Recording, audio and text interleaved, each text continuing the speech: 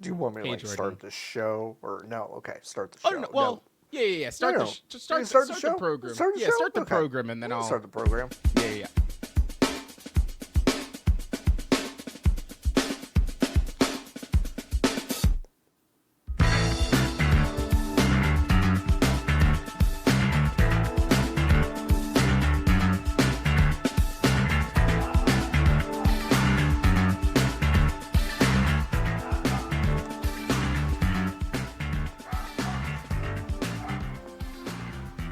Hey everybody! Welcome to a brand new episode of the VGB's podcast. This is episode 97. Wow, what a good year 97 was.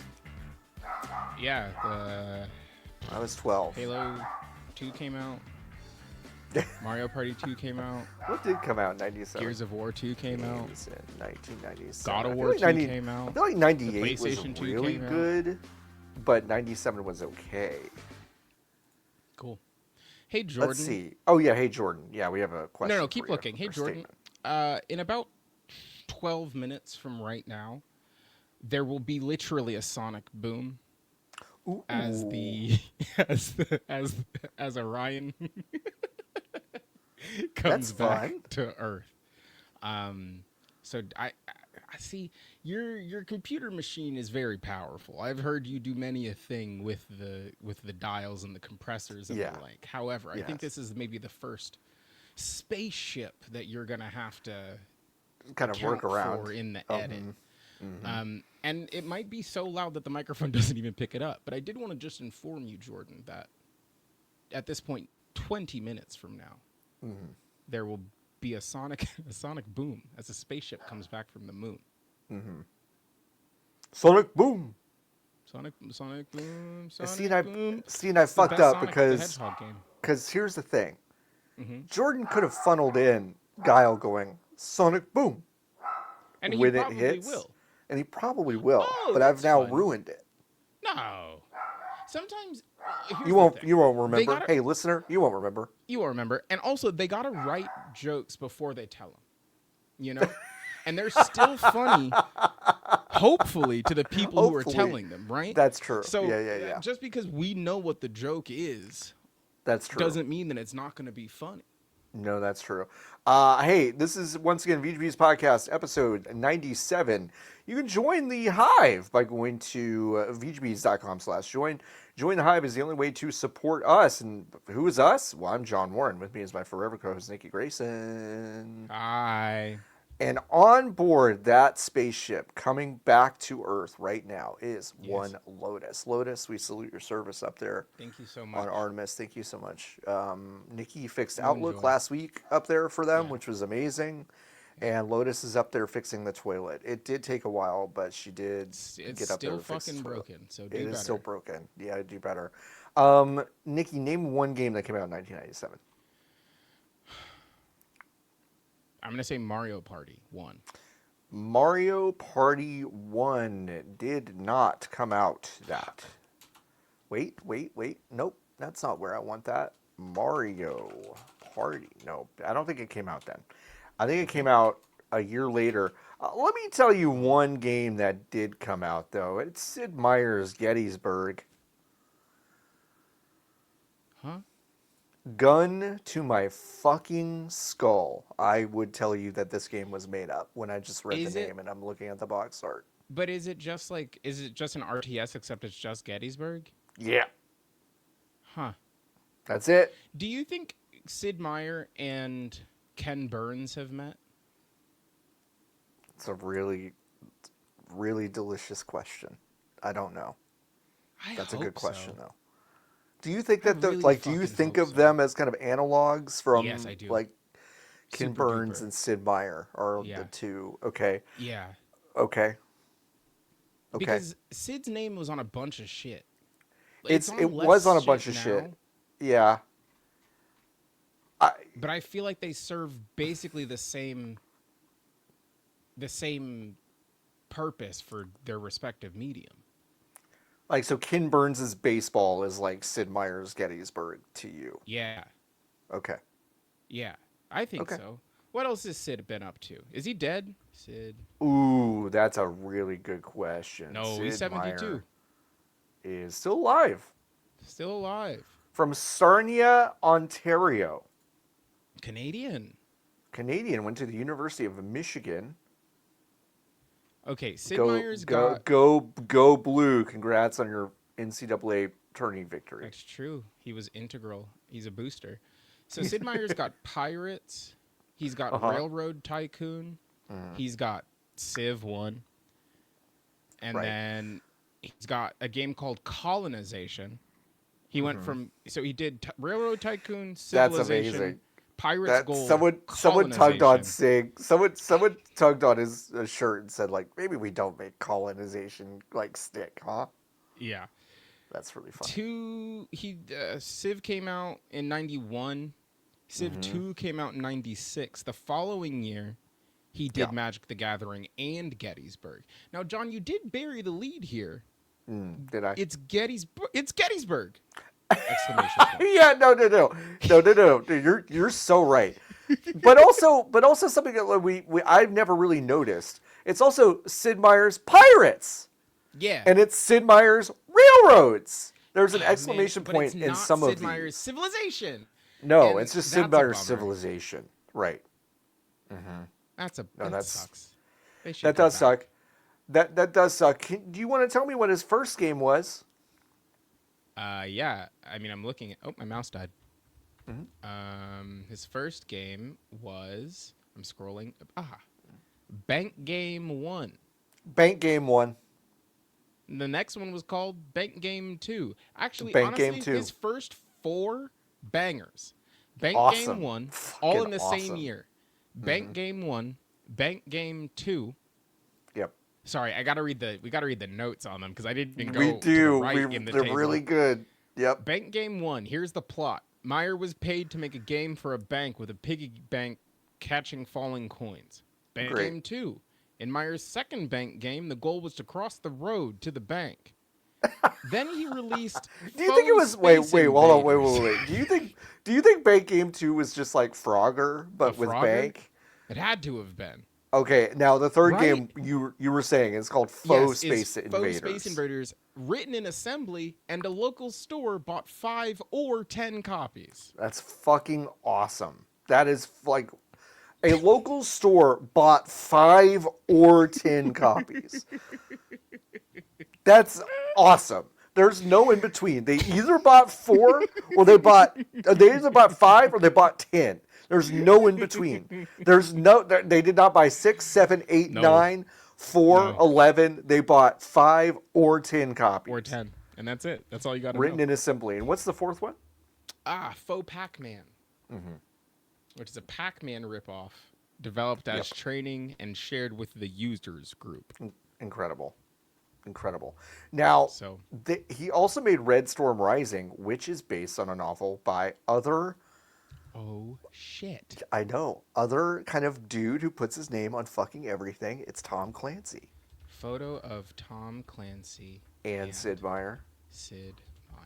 They gotta be together somewhere.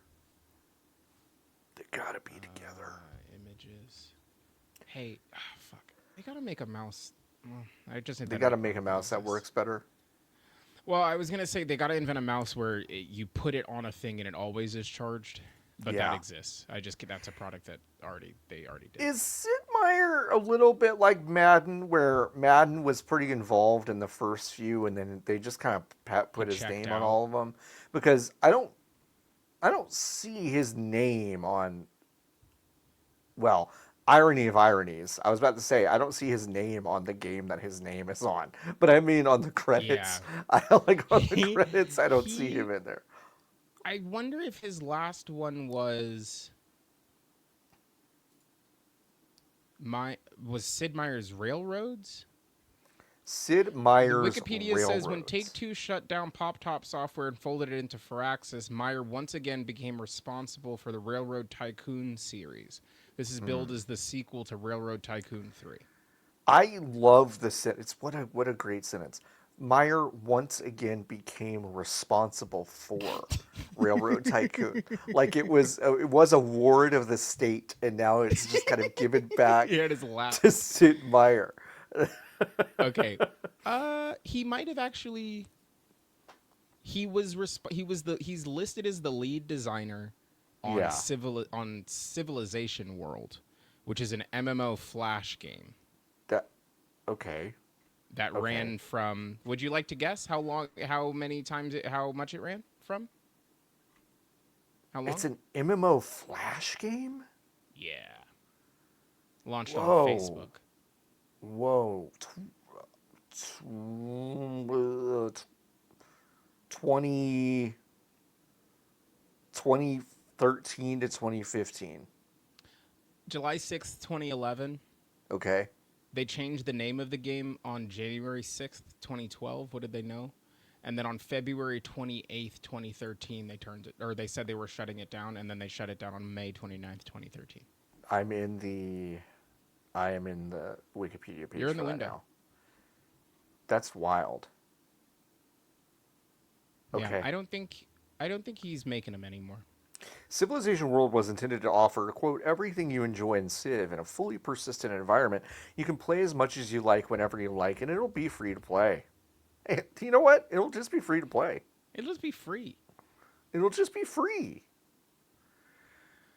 The game servers I crashed about 6 minutes after that announced time that it would be shut because down. everybody was so fucking on horny May 29th. to be on What are you- Facebook.com to play Civ World.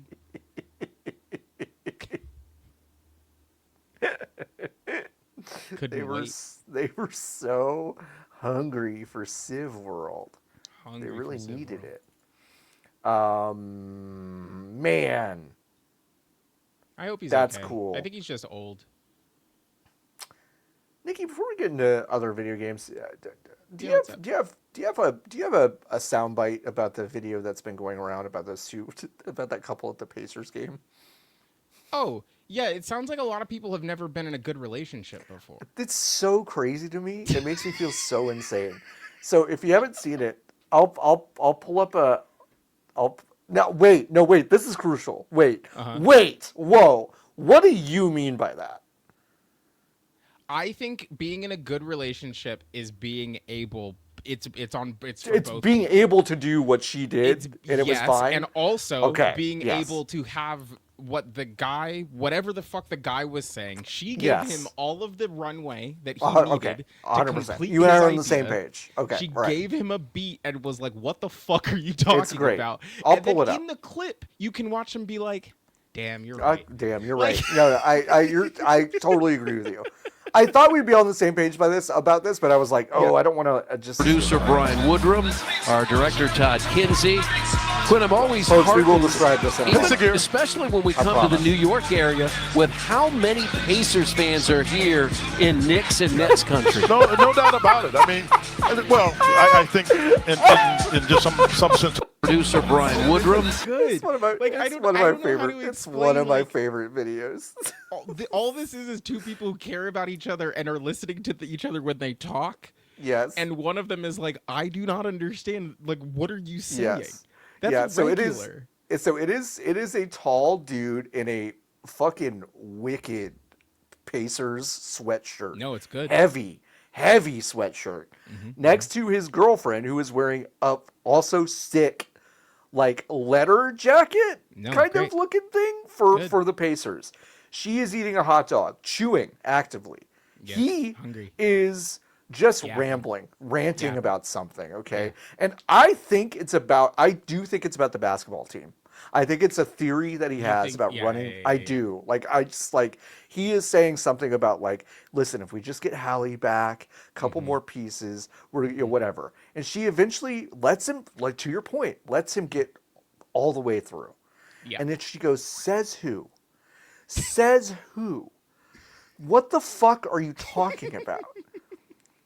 And then most of the internet was like, break up with him, girl. And I'm like, no, like, no. Like, first of all, he's right where he wants to be. Second of all, that's just... He's at a basketball game with his hot girlfriend. With his hot girlfriend, Hanging who's out? they're both dressed the same. This is the hottest couple I've ever seen. And I'm just like... And it's totally fine, but it's just really funny how a clip like this has divided the internet, and it's really interesting how that happens. Anyway, she responded to it over on Twitter. I think it was just like, yeah, I just talked to my boyfriend like this. You're like an Sorry. adult. What? I'm an adult. My boyfriend also an adult, and I talk Yeah. to him like an adult. And I talked to him like an adult. Anyway, Yeah. I thought People that was really good. I mean, I don't know. There's a broader conversation about people are so afraid of conflict generally that they see yes. any sort of Yes. not hug basically Yes. as Yes. conflict. It's Yes. like no. The breadth of human expression and interaction includes a bajillion things actually. Yeah. And things that sound or look like conflict for a conversation that you did not hear or not see hear. or were not in. No. And I haven't seen it, but like I'm sure John Boy it has fucking lip Has done read the the lip whole reading. thing. I'm sure he has. I haven't seen it. I don't really care to. I want it to remain a mystery in my head. It's not. It's their conversation. Right, it's their conversation. The funny part is that everything he is saying is completely indecipherable to a lip read, but every word she said is just so crystal clear. No, crystal clear. It's amazing. Hey, Phil. Phil! We're good, brother. Damn it. Hey, let's talk about video games. A big, cool new piece from Cecilia. Cecilia D'Ambrosio over at Cecilia. D'Ambrosio. I just fucked up her name so bad. No, that's so bad. Cecilia Cecilia D'Ambrosio. D'Anastasio. Excuse me. I am so sorry. Over at Cecilia. Bloomberg. Did a little bit of a bombshell report. You know, obviously we talked about the giant layoffs that hit Epic a couple weeks ago, 1,000 people. Fucking Tim Sweeney playing the whole like, we're just a little guy who lost a lot of money making this game of Fortnite. Oh, we're poor now. We can't afford these people. We're getting more insight into what exactly has happened, and it does involve that $1.5 billion investment that Disney made that we did talk about a couple of weeks ago. In fact, it is, I think, deeply, deeply connected to the decision to do this. And it is that there are now 3 games that are Disney related that Epic is making that are coming down the pike. And then the most interesting part maybe is that one of them is an extraction shooter in the vein of Arc Raiders with Disney characters. So something that is, are they separate video games that will have their own boxes or boxes, quote unquote? Or yeah, I know what you're saying. Are they in the video game, or are we launching them through the video game Fortnite? That detail is not in here. Are you asking me to speculate that? Yeah. No, that's what I'm saying, because it's not in there. It's not in there. Am I launching these things in the video game Fortnite, or are they separate EXEs? I have to tell you, I think they're separate EXEs. Because I also think that they are separate EXEs. I think Disney is... This report makes it sound like that Disney invested this money and is now almost kind of shaking them down, like a little bit. It's like, it's one of those things where they invested and now apparently that is souring quickly to the point where Epic is now allocating resources to add a 3rd game because this was a 2-game deal. Yes. And now they've added a 3rd because Disney was reportedly unhappy with the schedule at which this was supposed to be released. Which I can believe, because I can believe if you are that. Disney and you have given them $1 billion. I'm sorry, $1.5 billion. Sorry, $1.5 billion. Yeah. To get 2 games, That's, and then the one of them is crazy. Is an just Arc on its Raiders? face. It's crazy, right? So you're saying that 500? It's cost you Epic Video Games, Epic Mega Games it has cost you $500 million to make. Yeah. An Arc Raiders with Elsa in it? Yeah, right. You already have Fortnite. Yeah. You make the engine. Yeah, What are you talking about? Yeah. This is not a difficult process. No. This is such a late stage capitalism move for a company that like 5 years ago I would have said is forever insulated from this kind of decision making. Yes. Which is It comes scary. for us all. It comes for us all. I mean, it is. This is a to me. This is like a weird like. Oh, this feels not good for actually any of the parties involved to me. No. And like it's weird. I do not want to be like it's so crazy. I think Disney is right to be pissed. I do too. Right? This feels like Because, like, mismanagement in some way. Yes. past them. Because Yes. like from their perspective, you look at what has been in over the course of the history of the time, there are like 3 surefire video games. Yeah. FIFA, 4. FIFA, Call of Duty, Madden, and Fortnite are maybe the 4 that I would be like, these are unassailable. Regardless of what happens, one of these will always come out or be out, and people will always play or be playing it. Yep. Being like, yeah, no, I think it makes sense probably to give the Fortnite company A big amount of money. amount of money because Right. they're gonna at least make a handful of video game experiences that will continue to make us, the Disney Corporation, money. Right. Yeah. And then it has been quite a while relative to how much money they have been given right. to have them not. Like, what are we talking about? You know what's odd to me is like, do you think Fortnite's branding? I do. I want to give Fortnite space for creating some original characters and places and ideas that like I think are worth like if I think of the pantheon of video game characters, like I do see some Fortnite on that giant mural. I think so Like too. I do see that, Yeah. right? But is 1.5 billion enough to just go like, actually just all this shit's Disney now? Like Fortnite's the same, but it's just like it's all just Disney shit. Because I go Epic making Arc Raiders doesn't make sense to me.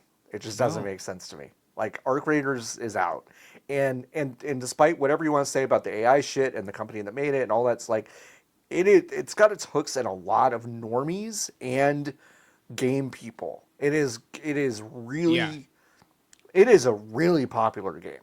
Yeah, extremely. And I don't know if Epic going, well, we made one of these and it's got Disney in it.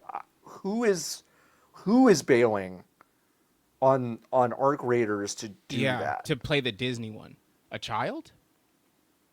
Yeah, are they playing an extraction shooter? A game genre that is very adult in its friction, I would say. Yes. I don't understand the plan here. I really don't. And the only, again, and I think this is like we've said this on this show Countless times, I'm sure. Sorry, I'm hearing a weird sound that I can't Okay. tell if it's If it's the boom. happening. Right.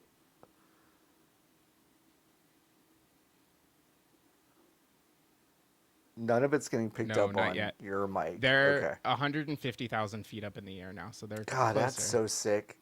They're going like 30,000 miles an hour, and then they're That's going to hit so the crazy. ocean. They're going to hit the ocean at 20 miles an hour. Oh, Was it hold the on. boom? I'm so sorry. No, it's okay. They're Was still that it? alive. No, They're that was still the alive? trash Okay, can. that's That was a good. trash truck. Okay. I also thought that was it. Trash truck. It's like it looks like you unmuted something and I immediately heard the trash No. truck, so it was really funny. Well, they're still alive, and that's huge. Because That's good, that's The huge. first time they did it, a lot of the heat shield came off, and they were like, weird.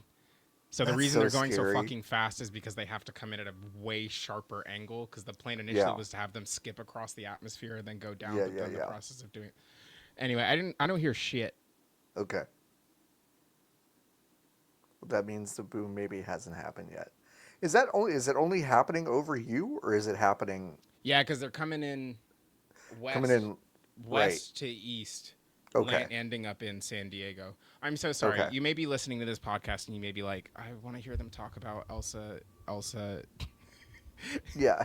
Also I want to shooting talk about Hercules so Elsa bad, and then finishing him off with a cool finisher, and then you run through Hercules' stuff so you can get the magic, the evil bad apple from Snow White, so you can put that in your pocket so you can throw it at fucking Winnie the Pooh. Like, I'm so sorry you're here for that, but also we did send 4 guys to the moon, and I was really scared when I woke up this morning because I was like, they're all gonna die because the heat shield's not the gonna heat work. shield's gone. Sure, yeah.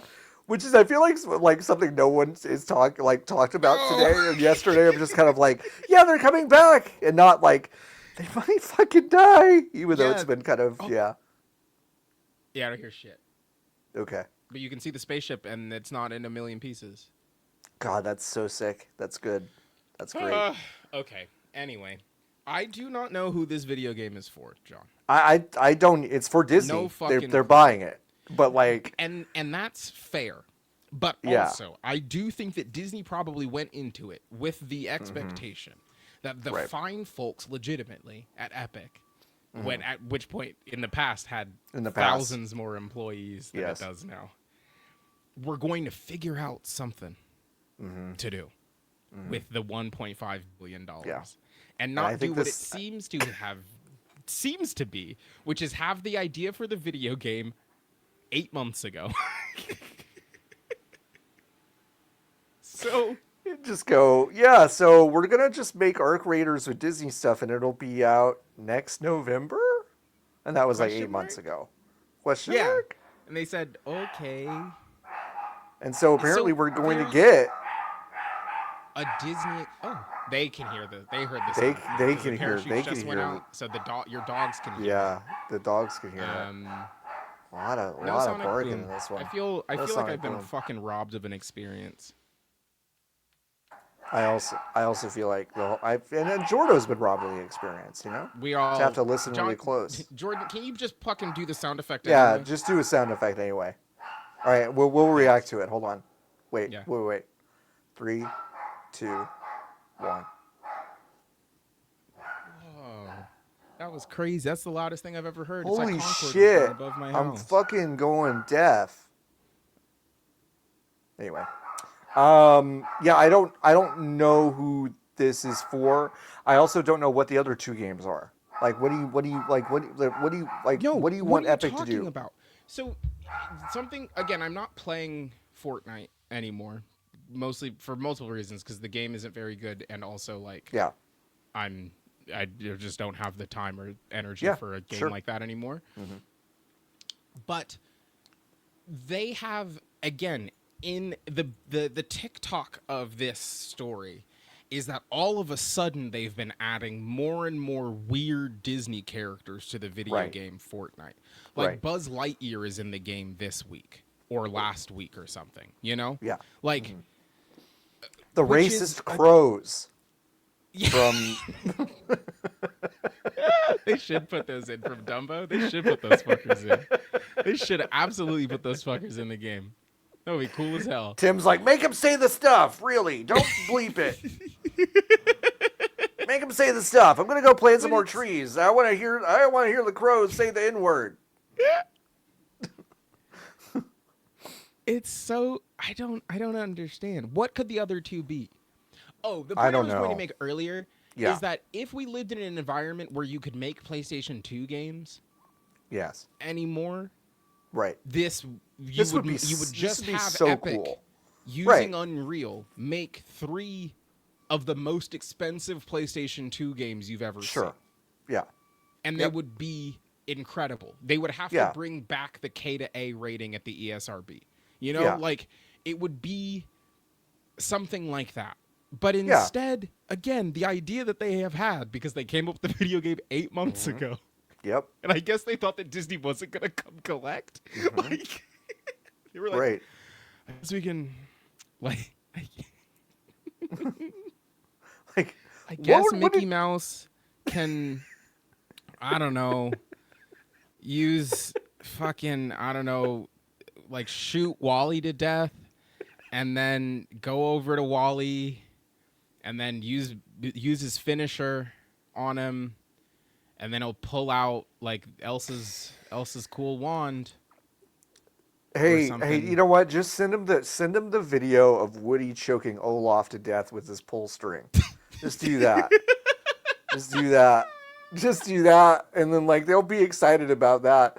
They'll be excited about that, right? They'll be excited. Yeah, no, They'll just love that. just send him Meg from Hercules falling into a river and coming out, and her clothes are all tight because it's the Unreal Engine, you know. Yeah, and They'll that's all we love can that. do in That's it. They'll all. love it.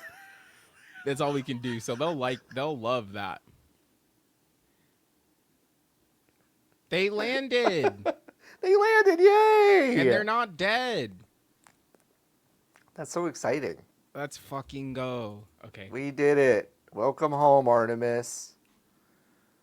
We did it. Hell Oh yeah, my dude. god. I'm seeing some of the shots That from rocks. I'm seeing some of the shots from like right before they landed, and god, you know, wow, space is so cool. Space is so fucking neat. It's cool that we This go is up a there. weird one because it's a really big story, but like honestly the other side of it, right, is like What else is going on? there has not been a video game that I have Yeah. been more excited for in Yeah. quite a while Uh-huh. than the Disney extraction shooter. Sure. It Yeah. is. Listen.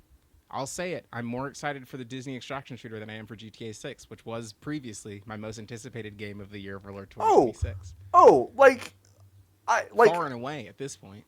I don't know if this makes it to this year. Like I don't know. Like, you know, I don't because think this so. I was think it gets this was pushed. reported today as being out in November, and it is April 10th while we're recording this. And Grand Theft Auto 6 is still supposed to come out at some point. But do you think they think that because it's the kids' game, that if we put them, It'll it's be a fine? Barbenheimer situation? But like, okay, but like, what do you mean it's a kids game? No, exactly. Because no, you're right. I'm just like I don't hear art creators in Disney and I go kids game. I hear I mean, should like- we try to do the design doc? Should we just try? Because okay, core tenets of extraction shooter. is it teams of 3 or can you solo? Like what are I think that part, yes. I think it's either Okay. teams of 3 or Okay. you can do duos or solos. Okay. You've got maps that are Yes. based on your favorite IPs. So you've got an Endor, you've got a Wakanda, you've got like a Magic Kingdom-esque. Yeah, definitely one. Magic Kingdom. Like, so that's the maps. But I'm just trying. You're right. Because critical to it is that Guns. a child. Yes, the gun Guns. part of it is critical. But also the other part of the extraction shooter that creates the stakes is that if you fuck up, you lose all your shit. You lose all your shit. So Which you're gonna hey, like, you know who hates that? Like, you know who really hates the idea of just kind of losing their shit one day? You know who hates the idea of someone dumping out a JanSport full of treats and like coloring books and pens and pencils and cool little Tamagotchi and Uncrustable, and then saying you're never getting any of this shit You're never back? getting it back. Kids don't love Kids, that. they love it. I don't think. But it is in Minecraft. It's That mechanic okay. is in Minecraft. You can critically turn it off. Yeah, I was about to say it is You can optional, turn that which off. is You not. can turn keep inventory off. But if it's an extraction shooter, are you can't going do to that. have the adults zone where the stakes are higher? Hey, maybe. That's nuts. Because why wouldn't you just put an extraction shooter mode in your video game that Fortnite. you make Fortnite? Yeah. And then if you want all Disney characters in that, first of all, again, can't stress this enough. You're just putting Disney characters in a game where it's everyone's just like, you get a rifle now. Yes. Which, like, there's Which- a playful dissonance when you get a couple of guest characters in Fortnite, but that feels really different when they're just all Disney. All of to them me. is, yes. Where it's like, And- okay, and- you're killing Peely with a rifle. from like okay, like with a one-off character from Marvel is different from, again, can't stress this enough, Woody strangling Olaf to death with his own pull string. Yeah. I don't know. And there's only so much abstraction that you can do with weapons, right? To turn them into something else. The Toy Story houses, that's a level. That's a level. That's a good one. Yep. Sorry. And the evac is you have to get on the RC car. Yep. That's the evac, and then it flies away. That's good. Nailed it. That's great. Yep. Easy. Bugs Life, land, and then it's just grounded, right? It's just you're small, everything else is really big. Obsidian quaking in their boots. They're like, man, Bugs Life level. Oh. But like, yeah, I don't know what this. It is. I don't know. It's so nuts that the solution that like, again, no one had the foresight to be like, hey, Epic, can you spend?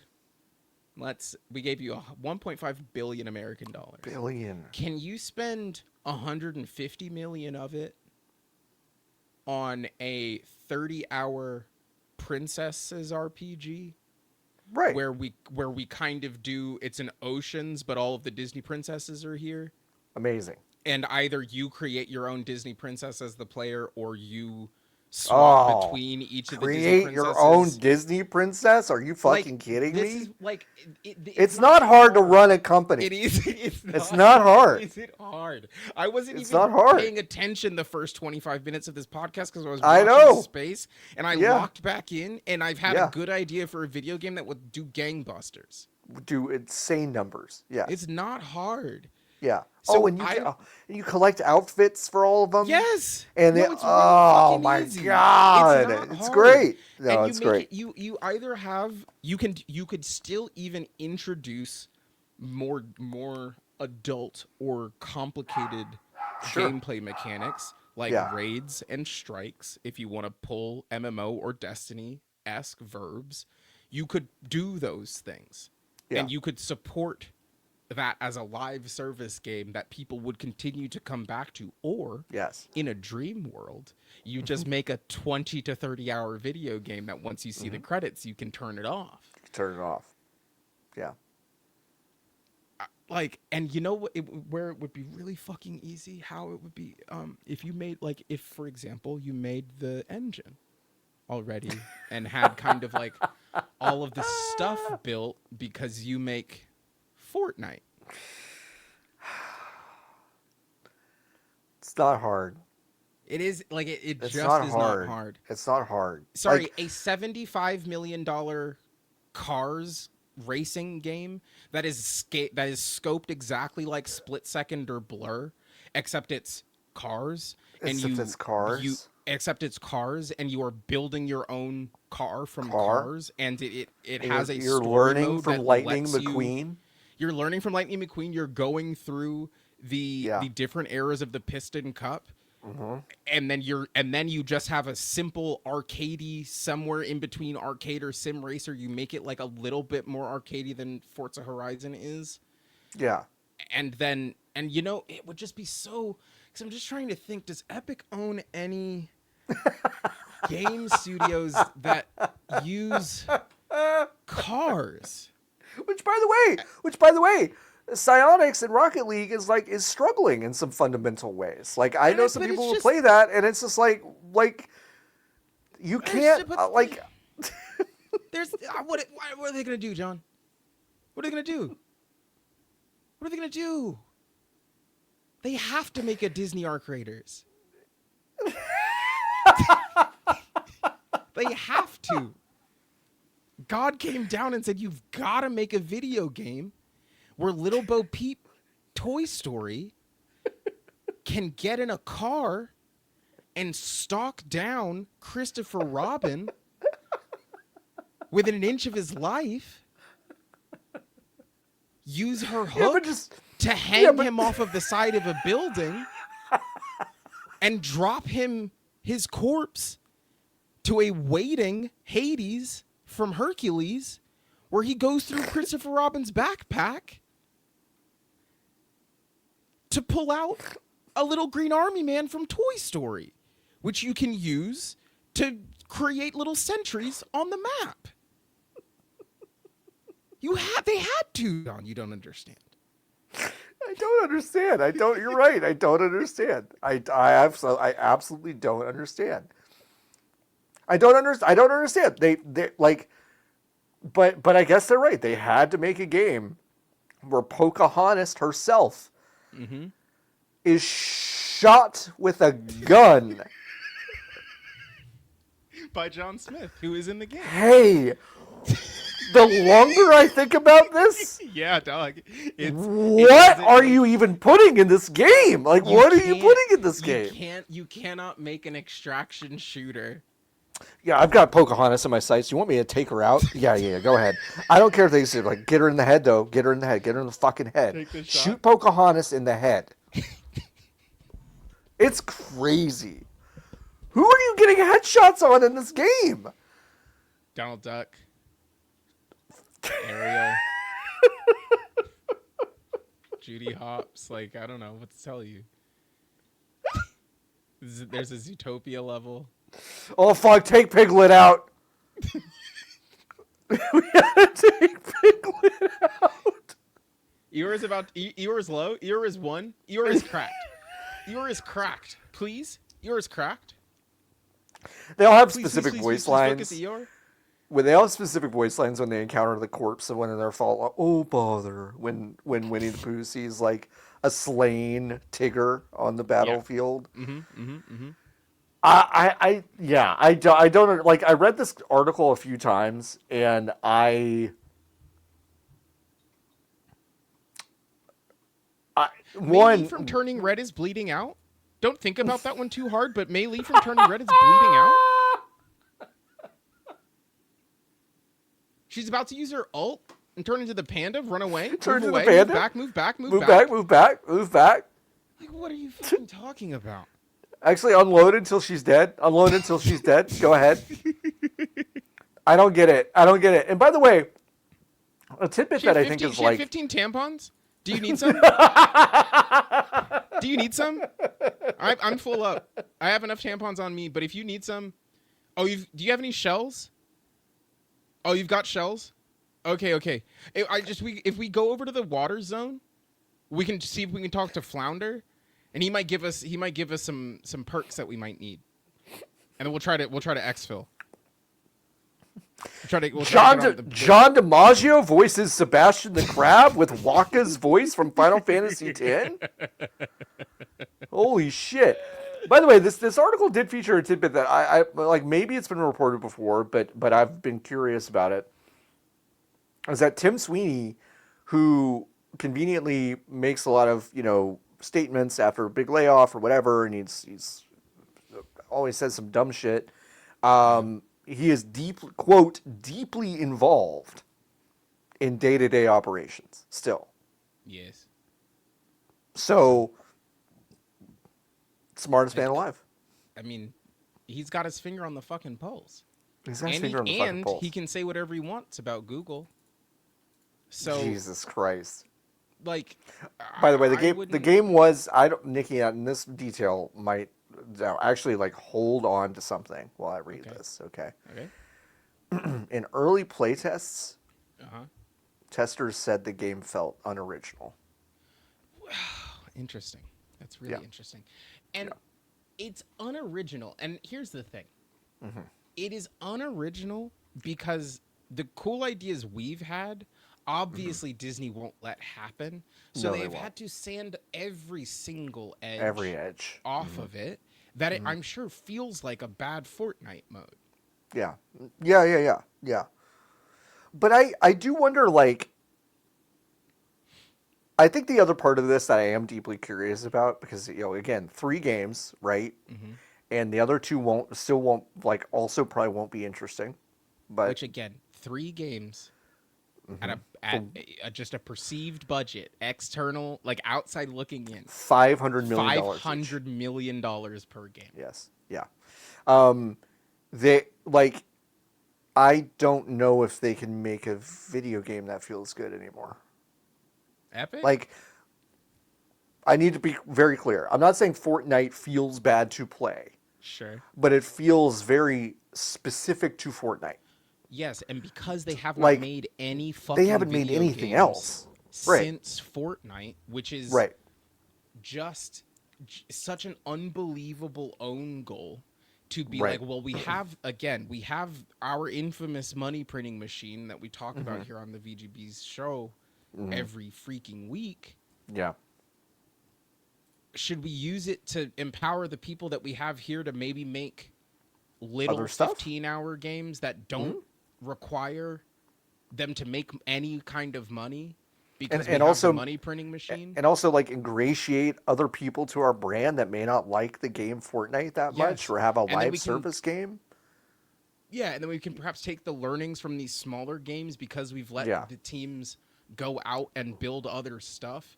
Right. That if they come back to Fortnite after working on those games with new ideas and things that they could integrate into the money printing machine, Yeah. Yeah. seems like it's a great way to make the funnel bigger. Yeah. To me Yes. personally.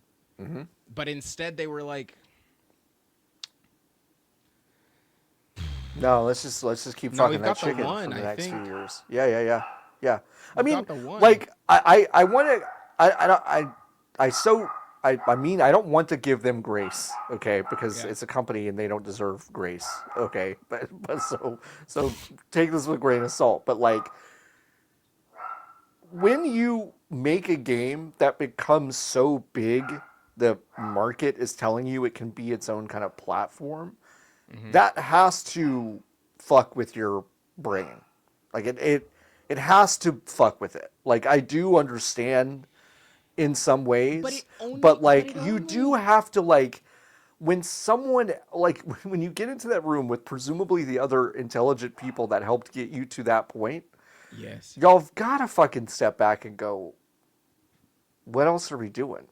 Because there's a creative stagnation issue here that is so like clear when you talk about a video game company, that if I got into a room and I pitched, hey guys, we're gonna make and update the same thing for the next 12 years and do nothing else, I don't think anybody in that room would be like, oh, word, great, cool, sounds good. Like EA, for all of their infinite problems, They diversify. They do They have diversify. other video games, right? They diversify, yeah. They have published all 3 of the Haze Light games, right? Yes. And like, Yeah. those are not big budget projects, Nope. and the learnings from those things do not like have direct effects on Madden, right? Like, No. that's not how those things work. But like, EA did publish Split Fiction.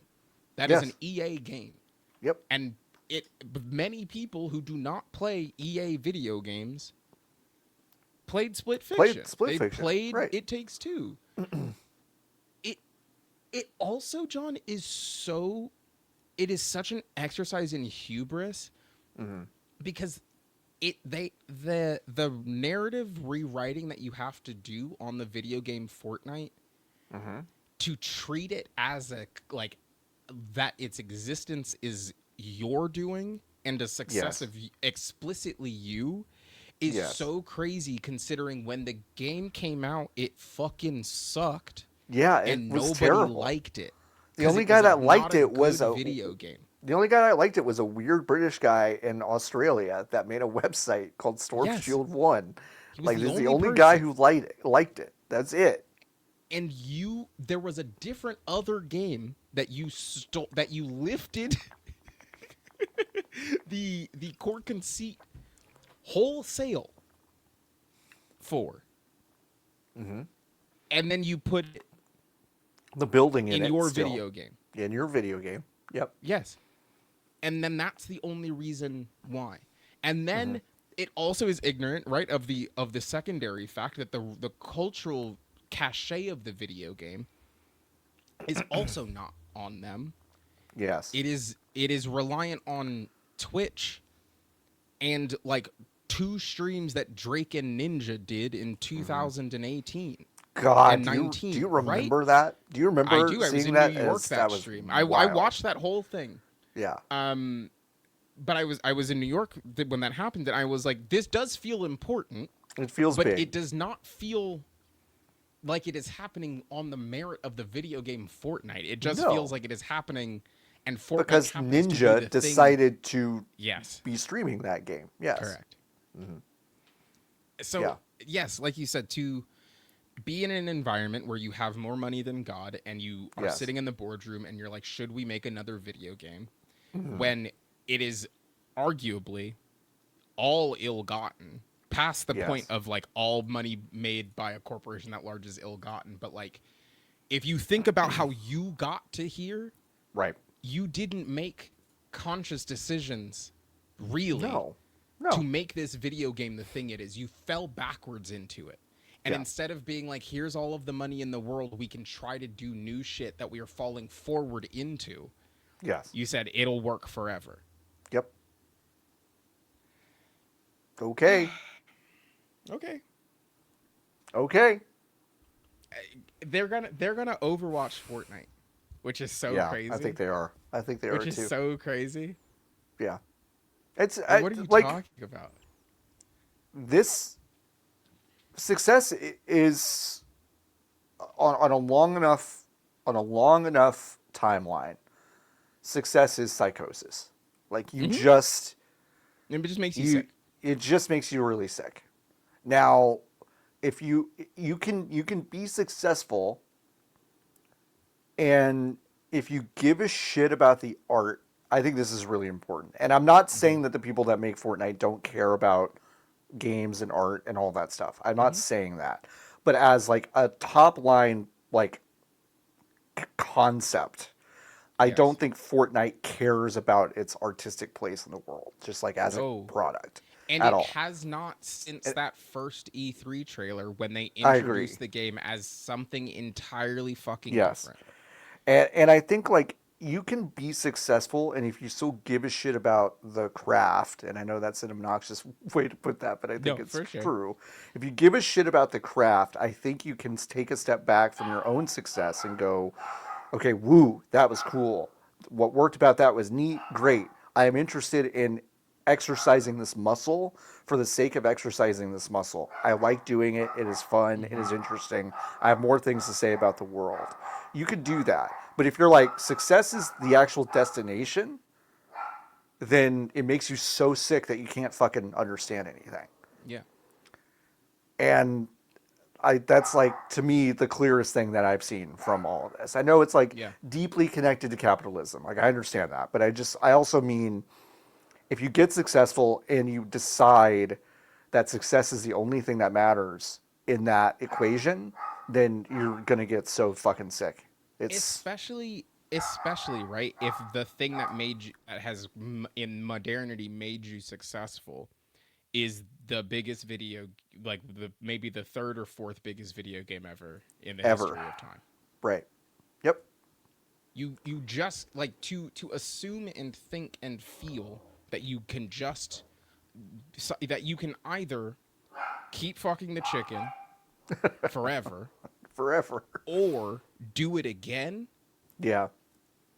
It's just hubris. Like there's no other word for it. Do it again is way funnier. But yeah, both are just like so silly to think that you can do. They have not even given, and that's the thing, right? The thinking is so flawed that they did not even give themselves the opportunity to do it again. Yeah, right. Yes. Yeah. And it's like, why would you not give yourselves the opportunity to release a game that is fucking bad and then turn it into something that people like? Right. Especially when it comes at basically no cost to you. None. Because the money printing machine is free right now. You don't have to do anything. Disney is calling you to give you $1.5 billion. Yes. They called you. They were more interested. They were more interested in keeping that relationship like Epic. Like, just listen to me. Like, I think Sam Altman is a fucking psychopath, and that Gen AI is the worst thing in the world. But they looked at the calculus and said, we actually trust Epic with our money more than the guy who is as good as anybody in the history of mankind at swindling people out of their money. Yeah. which like, good for Disney, I guess, but it's like, again, as we established, I think last week, like, or 2 weeks ago, like, it's not a victory for them. They still were going to make that investment when OpenAI was like, oh, Sora is fucking toast. But it's like, I don't know. It's like, again, it's psychosis. It's just like, you can't, you're not making decisions for yourself in any meaningful way that make any sort of sense. The Arc Raiders of it all is just kind of like a cherry on top, if you can even call it that. So it is just a testament to how, and not because the people making the video game are creatively bereft, but the people managing them are creatively bereft. Absolutely. They cannot come up with an idea bigger than. So we get Quasimodo, and let's see, who else can we get? Let me pull up a quick list of Disney characters. You get Quasimodo, you get Stitch, and Peter Pan. They're all on a team together, okay? And you've got to run through the Matterhorn, okay? And at the top of the Matterhorn, that's right, Darth Vader. Okay. He's an on-map boss, and you do have to shoot Darth Vader to death. But who's that coming around the corner? It's all 101 Dalmatians, and they maul you to death, killing you and your squad. Yeah, well, no, wait, but not before taking out 74 of them. So no, you kill 74 of them. They're just puppies strewn across the battlefield. Here's the fucking thing. A cool video game would allow there to be 200 people in the lobby at the same time. Yes. And 101 of them can each decide to be one of the Dalmatians. Oh, that would be so amazing.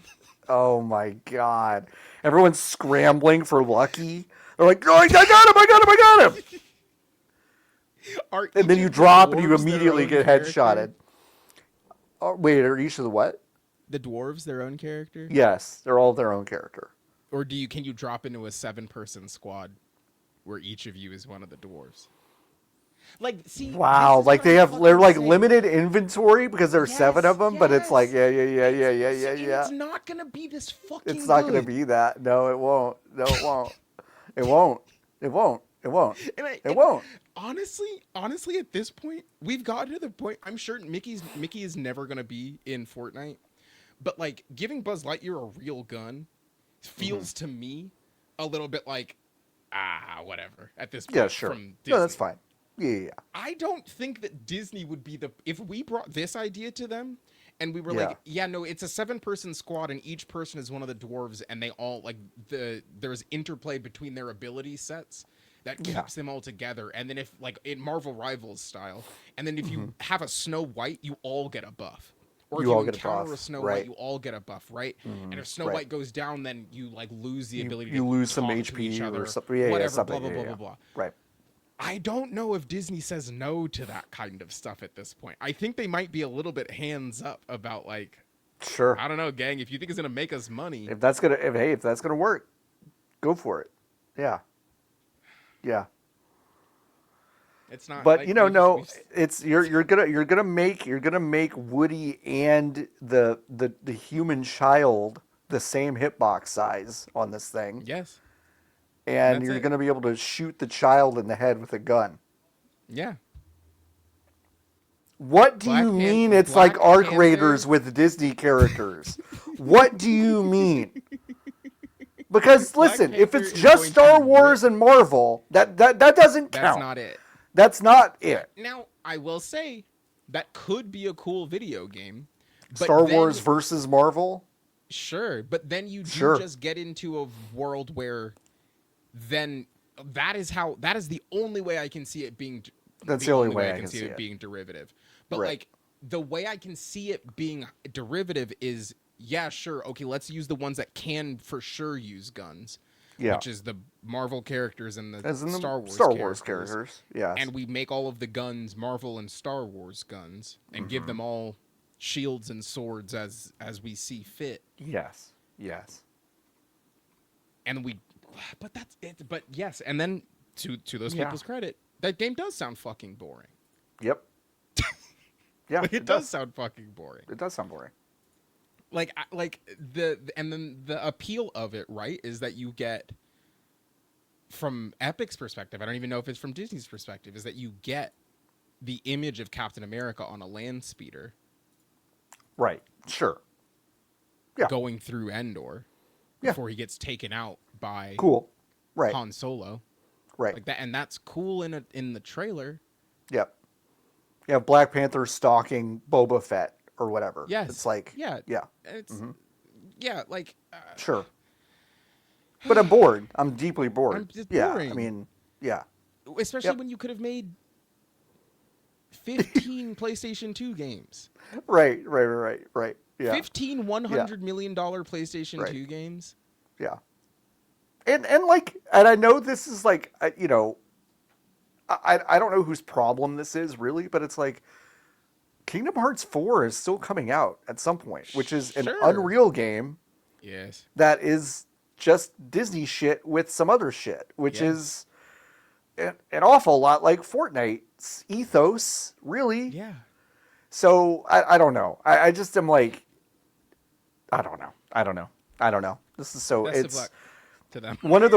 This story dropped today as we're recording it. So it's like, I was like, we had some other stuff to talk about, but I was so happy when this dropped because I was like, well, this is low key one of the bigger stories we've seen in a long time. Yeah. And I'm glad we were able to ideate on how much this game would be amazing. But it will never. If they let us make it. Yeah, if they let us make it. 2 disclaimers as I get into the next little bit. There's a lot of reading on this week's episode, folks. There's just a lot of like great quotes. I'm just going to read directly from some people, so I apologize. That might be a little bit dry, but the quotes are good, I promise. Mm-hmm. The other thing is the next 3 stories all involve Microsoft and Microsoft Studios, which of course Microsoft is still complicit in the ongoing crisis and genocide in Gaza. And you can go to No Games for Genocide and sign the pledge, whether you stream, game, or just write about games. You can take a pledge to either not cover it or give this kind of disclaimer every time you cover it, like I'm doing right now. And wow. Yeah. BDS still has an ongoing boycott. You can read more about it on, once again, nogamesforgenocide.com. You remember Pete Hines from Bethesda? Bethany, remember that guy? Bethany Esda. He gave an interview, and Ethan Gatch wrote up this piece over at Kotaku. Thanks, Ethan. And he gave an interview recently with Kirk McKean's Fireside Chat newsletter, and said the following things. Quote, I was staying there, Bethesda, now part of Microsoft at the time, because this place still needs me, Hines said.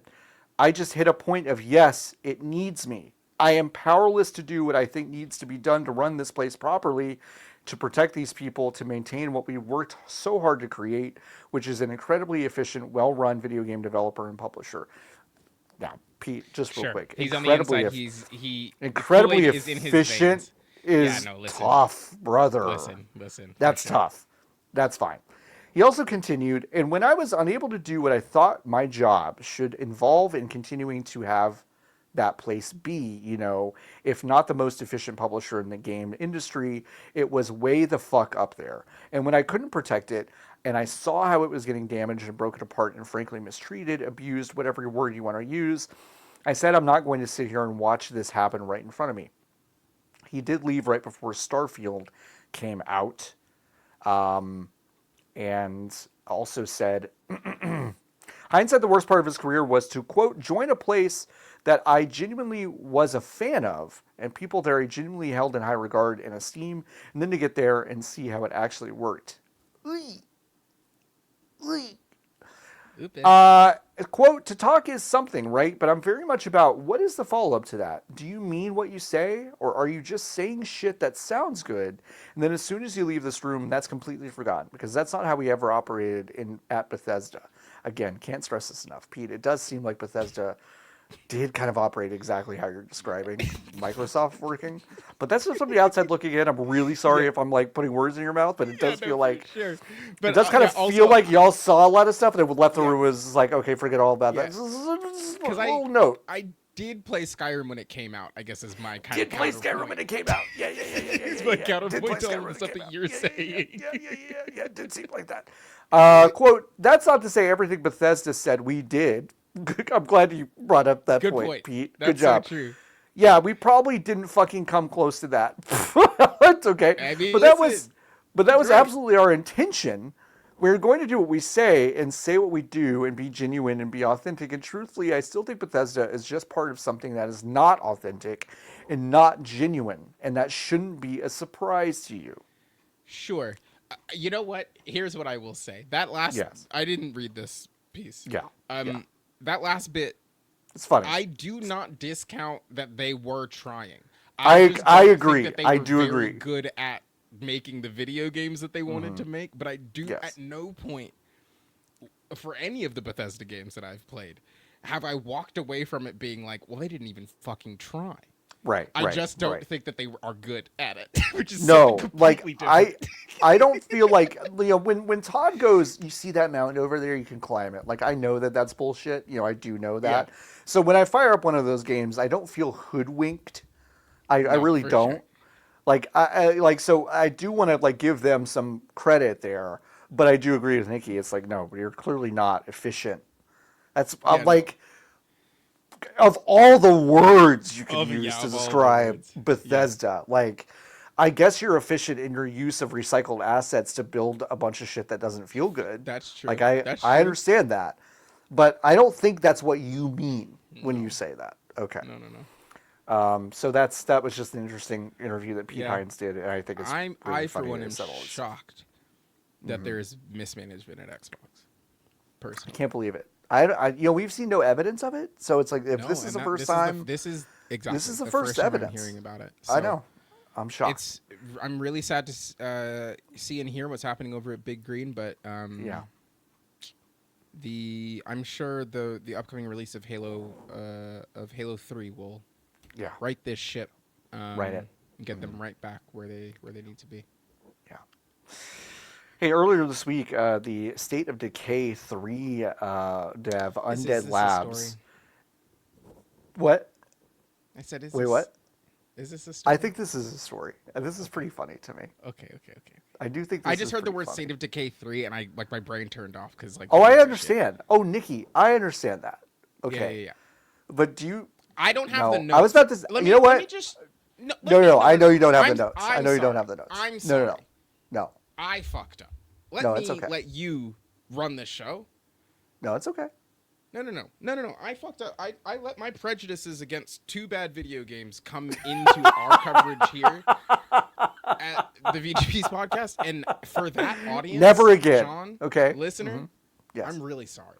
I'm really sorry, Nikki. and I promise that I will not let my preconceived notions about two video games that I have played quite a bit of and fucking suck kind of affect the ways that I talk about these news stories as they come up. So there's a third one of these apologize. games coming out from Undead Labs. Cool. Okay. I can't wait. Do you remember when it was announced? Yeah, like 10 years ago. It was 6 years ago. Okay. Yeah. Okay. With a trailer. Yes. Okay. Yeah. Nikki. Uh-huh. Studio head Philip Holt said, so that trailer, there really wasn't a game or game team when we were working on that trailer. It was really early. Like there were 4 or 5 people. The game was actually just in a Word document. It was really the very beginning of the software. The trailer was done by Blur, and it was all pre-rendered. It represented, I think, a concept, our thoughts at the time, what might be cool to explore in State of Decay 3. And as we've had a chance to build a team and get going on the game, some of those elements I think are going to persist in the game that we deliver, and some of things just aren't. Like, we're not doing zombie animals. This game was in a Word document when they paid a studio to make a trailer to announce a game. And I read this and I was like, actually, this is the news story of the week. This is my favorite thing that I've read in a very long time. Fucking rocks. Okay, I have so heard so many crazy. incredible things about that. Yeah. Phil clearly was Uh-huh. like, well, the presentation's kind of light It's kind of light, guys. coming up. And the hottest thing we've got. Who's got something? Yeah, who's got something? And Yeah. then he opened up the Game Pass app on his phone. Uh-huh. And the first thing that the algorithm fed him was State of Decay 2. And he said, Yep. give me a third one. Damn. Give me a third We're one. going to say there's a third one. Give me And a third everyone was one. like, I don't even know if we have Undead's number right now. Right. Yeah. Just call Blur and have them put the logo on it. I do have a Word doc that just says State of Decay 3. Ship it. Get Blur on the phone. Get him on the phone and make a trailer. The second incredible part of this, Yeah. it's been 6 years. 6 years. Great. Let's put that out of the room. If it, the way that he's talking about it says that we are just now getting a team together about it. Yeah. Yep. What do you mean you can't put zombie animals in it? I don't understand the it game at all. is I don't one step understand further that. along than Word document. What do you mean we're not putting zombie animals in it? Why would you come out? The beautiful thing about the trailer, right, Yeah. is that even because the video game doesn't fucking exist, you could be like, well, there's a zombie rat or whatever zombie bear in the trailer, so I guess we could. That seems like an easy. We could just put that in the Slam in dunk. the game. Absolutely. Why would you be like, no, I don't think we're No. gonna go in that Not direction? going to be able to do that. Not going to be do that. That's so funny. Those games are So, yeah. so bad. Have you Yeah. played them? I played a little of the first one. They're not good. They really aren't. And I think something that, like, no shade to that team. Like, I just That's just not for me. The ideas, I think for a period of time the game was for me. Yeah. But I think the ideas were so far past their mastery of the tech, which is Right. weird because the game was not having particularly large ideas. Right. Like, it Yep. just was kind of like a weird base builder, and you would go around and there would be zombies on the map. Like, it was not a particularly complex or complicated game. Right. And it never quite felt like they had the chops to do it. Yeah. And it was also just deeply uninteresting. Like, the story that was being told was like, damn, can you imagine? There's a zombie apocalypse. Shit, man. Can you believe it? Can you believe it? There's zombies. There's And zombos. now we have to rebuild. It's like, yeah. All right, okay, yeah, sure. Okay. All right. Seems pretty tried and fucking true Yeah. at this point. Yep. Anyway. Playtest begins soon, I guess, for that. So if you're Sure it interested, does. Sure there they you do. go. Sure they do. Next story also involving a Microsoft studio, Glen Israel, who was, of course, an art director over at 343. Is that the one that was like a reckoning is coming for all those who spoke ill against me on LinkedIn Yep. after he left? Okay. Yep. Do you want to know? Do you want to know what he said? What did He's written a 2-part LinkedIn post, I can't bulleted. wait. Okay. I am just gonna read. Like it's No, just please, it's please, just a lot. please, It's just a lot. please. Okay.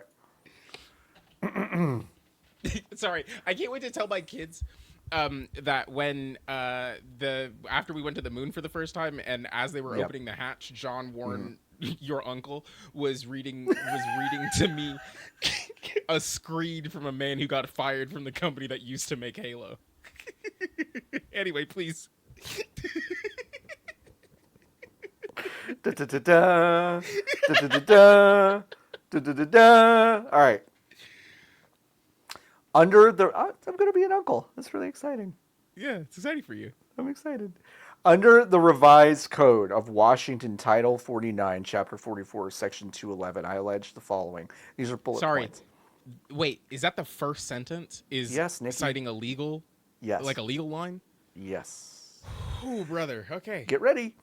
that between January 2024 and June 2025, I witnessed firsthand or was personally subjected to numerous unethical and/or unlawful acts committed by senior Halo Studios representatives, including but not limited to blacklisting, fraud, rampant favoritism, cronyism, manifesting as hiring and career growth interference, and multiple harassment campaigns designed to provoke the constructive discharge of unwanted employees otherwise in good standing. That after filing several documented complaints with Microsoft's Human Resources Department in June 2025, a senior global employee relations representative threatened retaliation on first contact and promised to quash any further investigation. That senior Halo representatives engaged in a 4-day-long act of harassment intended to manufacture a cause for my termination in July 2025. That the aforementioned GER representative supervisor of Microsoft's Business Conduct and Compliance Department were provided daily visibility and failed to take any appropriate disruptive action during the act, nor punitive action afterward. That complaints escalated to BRI and Microsoft's workplace investigation team were reported closed by the aforementioned with a hyphen in it, GER representative when in fact they had been returned as, quote, out of scope. That in August 2025, the catastrophic mismanagement of Halo campaign Evolved created an opportunity for senior Halo Studios representatives to temporarily reassign the art team from my unannounced project and falsely characterize my role as, quote, redundant, a plainly retaliatory act. That in September 2025, a GER director promised to have this retaliation investigated and then disallowed any consideration of the original complaint, subsequent harassment, or actions taken by the GER representatives. That between June and October 2025, GER, BRI, and WIT failed to carry out even the most cursory investigation by refusing to interview primary witnesses cited in the original complaints. That between September and November 2025, Microsoft openly violated RCW 4912250 and has since made no attempt to meet its penalty obligation, folks. That was only part one of Glen Israel's LinkedIn post. Part two, given the number of people who have contacted me privately since my original post last October, I also strongly suspect the following.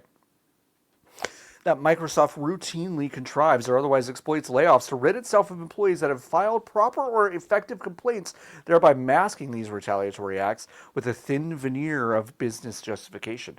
That organizations and investigations within Microsoft Human Resources umbrella are deliberately compartmentalized to obfuscate responsibility and create plausible deniability.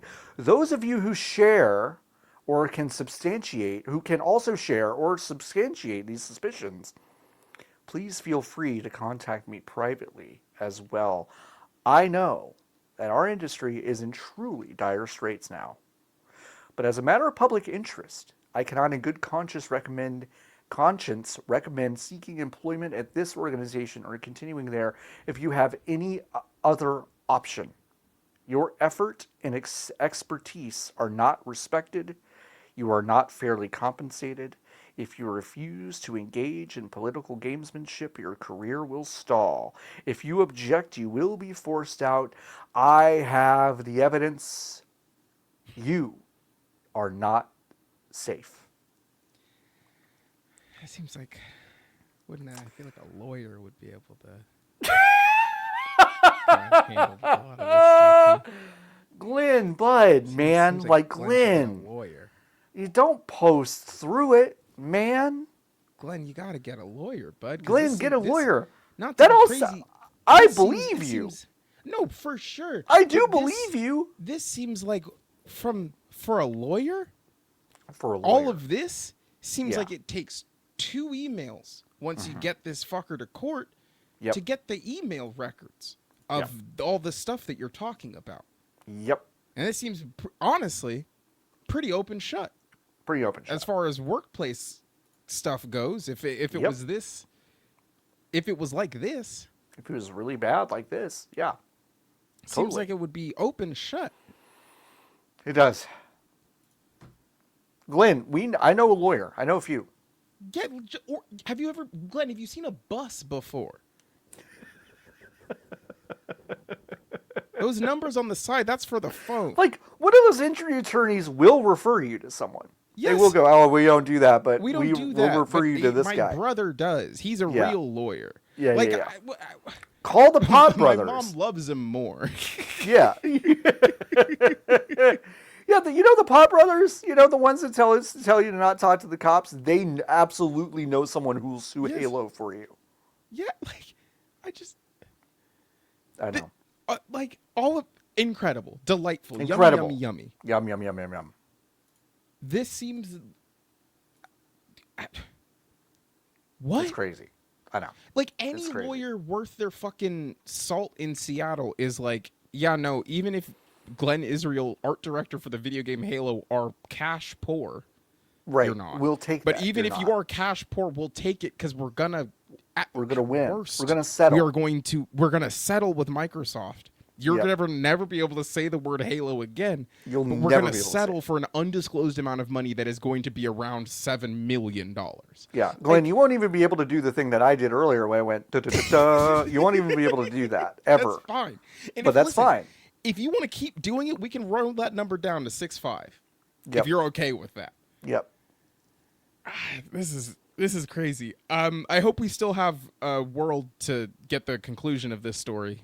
God, me too. You know? Me too. Because didn't he say that the reckoning? He said that like 6 months ago, right? Yeah, he did say the reckoning is coming. Yeah. Why did it take 6 months for him to write that?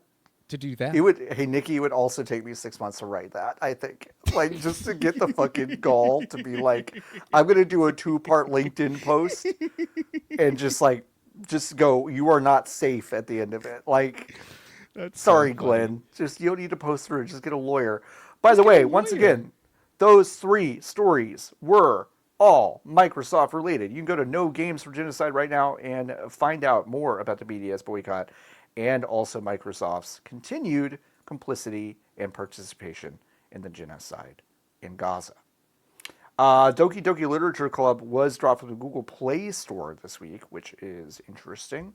It is a visual novel that you may or may not know about. It is tired. I know. Listen, I get it, but it was taken off the. I'm tired of hearing about this game. I'm so fucking serious. Nikki is actually totally in favor of this. I'm just like, Honestly? yeah, take it off this. Yeah. What? Like, this game's 40 fucking years old. I do not give a shit if it runs on your mom's like Samsung Galaxy A53. It doesn't. Who gives a shit? It doesn't fucking matter. I'm so sorry. They have made more money than Christ on this pigeon game. Right? This is the pigeon game? Is that this one? No one's quite sure which one this is. That's How to Full Boyfriend. Same fucking thing. If that game was also not running on Android, I would feel the exact same way. Who gives a shit? Everyone who has wanted to play this game has played it, and if they can't, they can play it on a computer. It doesn't matter. Stop. Skip it. Next one. It was taken off the store. I don't. Violated it because it violated terms of service and it's just a depiction of sensitive themes. Whatever. So it's being censored, and it's on a bunch of other platforms, and it probably shouldn't have been censored. It is still on Steam. Yes. Obviously, yes. And it had 20,000 reviews on the Android version. So to your point, Nikki, very popular game that is probably outlived its relevance to a large degree, right? Horses fucking opened this can up again for everybody. They were like, you can get your game canceled, and more people will think about it and play it. And it's like, Doki Doki Literature Club, fucking, we did this. I was 9 when we did this shit the first time. I was 9 when we did it. I don't care. Okay. We'll move on. We'll move on to a game that you did a professional interview for this week with correspondent from Black Tabby Games, Natalie Checo. By the way, friend of the show, ethical statement. We know Natalie. She works over at the folks from Thousand Resist. One of the better games from the past 5 years, in my opinion. Not They've got a new Subway game, Surfers. not a Subway Surfers. They got a new game coming out called Prove You're Human, where you get to do a lot of cool captchas, and then it turns creepy. It Yeah. seems like. That you can go see the trailer. That's all we wanted to say. That game's Cool. looks interesting. You can go wishlist it now. Natalie Checo, once again, friend of the show, so grain of salt. But you know what? I played Thousand Resist before Natalie worked there. I like that game a lot. These devs are really good, so you should pay attention to that game. And also, if you missed it, Nikki. It was a hard-hitting interview. And again, that's the journalism you come here for. I was just at my desk at work when I checked my phone for the first time in like all day to see. The funny part about it, I was watching the thing at work. Yeah. And I was like, oh, this is nice, exciting. Yeah. Happy for Natalie. Solo dev making this video game. Really Solo happy for dev. her. Solo dev and 20 of her friends. Yeah. Yeah. And I was like, oh, well, there's something funny here. And and we did the interview. And then I texted Natalie and I was like, can I post this? Because I was like, I'm not going to do it if she says, please don't. Yeah, I was like, yeah. okay. So I texted her to be like, can I post this? And she just taking me behind the bit. And after I messaged it to her, I realized that she had a status on Discord because I use this app so infrequently. I don't even know. Yeah. Gun to my head, John, if you were like, set a status in Discord right now, I would just tell you to pull the trigger. Like, I do not know how to do it. I did find it, but it's I've never used it though. Yeah. I've never used it before in my life, and hers was like, Don't please disturb. Do not disturb. do not text Yeah. me. It was like, unless it's an emergency or you work here.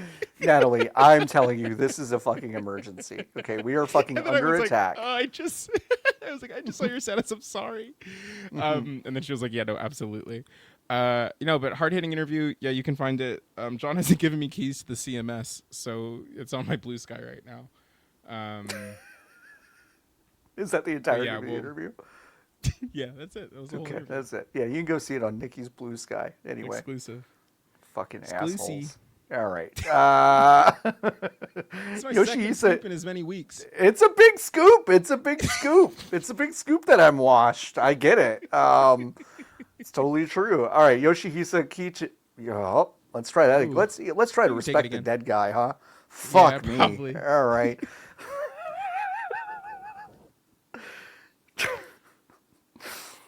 Yoshihisa Kishimoto, who is the Yes. co-creator of Double Dragon and River City Ransom, did pass away at the age of 64 this week, which is super sad. His son reported the news, and just a shout, River City Ransom, obviously a cult classic and a favorite of a lot of people's. I, Nikki, have played and beaten with my mother co-op Double Dragon 2 roughly 30 to 35 That's times. great. Did you tell her? I've not told her yet. Do you think She's she on would be, she's on a girls trip with her friends. and you don't want to and when tell she her gets- that the I don't Double wanna Dragon ruin- guy passed away? I don't want to fucking ruin her imagine. trip, you know? That's tracks. I don't Do wanna you think ruin she her will trip. feel affected by it? I think she'll get okay, we'll role play. You be me and I'll be Yeah. I'll be all right, let me call you. Hold on one second. Yeah. Ring ring ring ring. Hello? I don't know what Bev sounds like. No, you're me. Oh. I thought I was Bev. No. No, how would you know what Beth would say in this situation? Okay, you're me. Okay. So All right. fair. All right. That's so fair. Also, why would The phone is ringing on your end, okay? no, yeah, no, Okay, for I'm sure. hearing it and you pick up, Why okay? would I say hello? God. Listen. No, I'm saying your phone is ringing. So you pick it up and Oh. say hello. Okay. Hello. Ring, ring, ring. Hello? Hi, baby. How are you? Precious good. angel. I'm doing podcast What's going right on? now. Oh, all What's right. up? Nothing. I've got some bad news. Oh, okay. Do you remember when I was a young lad and you and I sat on the floor together and we played Double Dragon 2 in co-op mode? Well, oh my gosh, of course. It's one of my favorite memories. Yeah, I also remember it fondly, and I talk about it on my podcast. The guy who made it died oh my, Hello? oh my, oh my God, oh my God, oh my God. No, no, she won't do that. Here's what she'll do for real. She'll go, "Aw." That's Yeah, it. That's what she'll that do. tracks. That Yeah. makes sense. Anyway, she'll be a little bit sad about it. If I told her that Yuzo Koshiro died, who did all the soundtrack for Streets of Rage, she might actually be pretty sad. Okay, that's So, cool. I mean, yeah, that's cool. You know, I mean, Yeah. That's cool. Something for Yuzo Koshiro to look forward to when he dies. That 70-something-year-old white woman from Dallas is going to be like pretty torn up about it. yeah. By the way, okay, I have to pull back the curtain. I did not read the story. I just read the headline, and now I'm going to try to understand it after Great. posting it. Marvel Rivals will, quote, move beyond standard 6v6 PvP to become, quote, a comprehensive Marvel moving anime experience this year. What are we saying? What does that mean? What are we talking about? What's that mean? I mean, there's probably going to be PvE stuff. PvE, PvPvE. They're maybe they're gonna do what Overwatch said they were gonna do. Yeah. Are they gonna fucking hire a bunch of people? Because remember, they fired a lot of people after this game came out, and they just like had shit. They had characters, like the runway of characters, and then that's it. I don't know. I don't know. Marvel envisions a version of Rivals with hundreds of characters. Chin, one of the game directors, says, quote, with over 9,000 Marvel characters to draw from, we aren't worried about running out of options soon. Yeah, I mean, I don't think the options is the thing that I'm worried about for you. You know what I mean? Anyway. Hey, Wish Lotus was here. Talk about that. Yeah, cool, or not cool. I think that game sucks. The game sucks ass. So if it becomes something else, that's okay. Yeah, and again, whatever a I think moving that was why anime experience is. The reason why I'm always asking for more of those, I think, and also the thing about anime is that it doesn't move, very famously. Yep.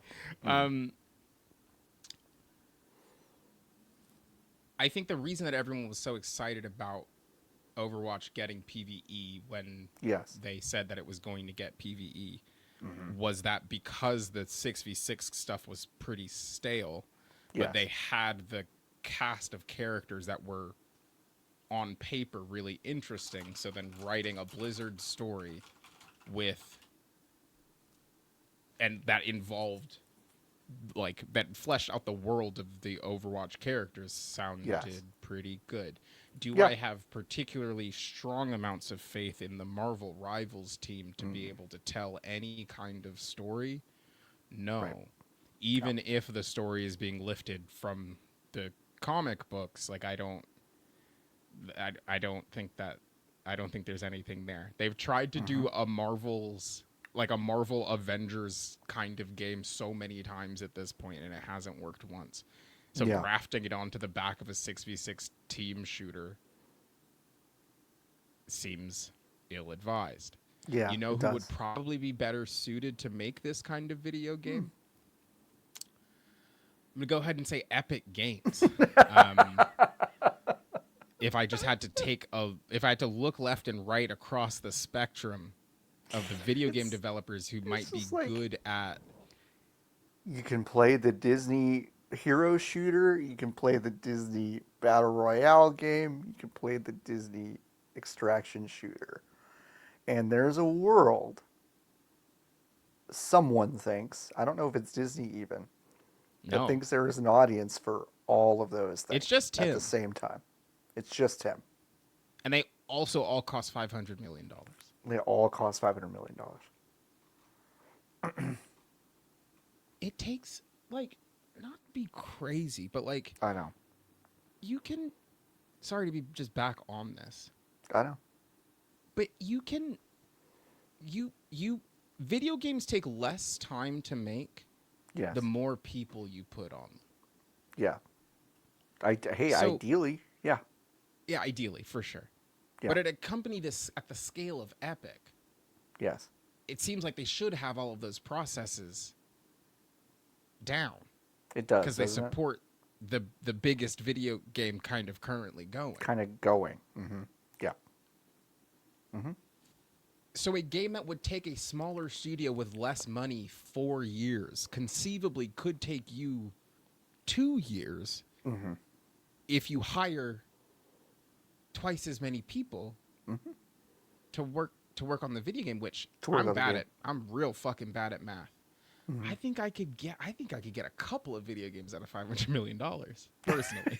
You know, some people on this call have gotten 3 out of 800,000 before. Like, so clearly, I know it's possible. Hey, I can't do that math like immediately, but Yeah. it sounds like I could make like hundreds of games for $500 million. So, like, now are all of them going to be winners? No, no. But you No. know what? 3 of them might be.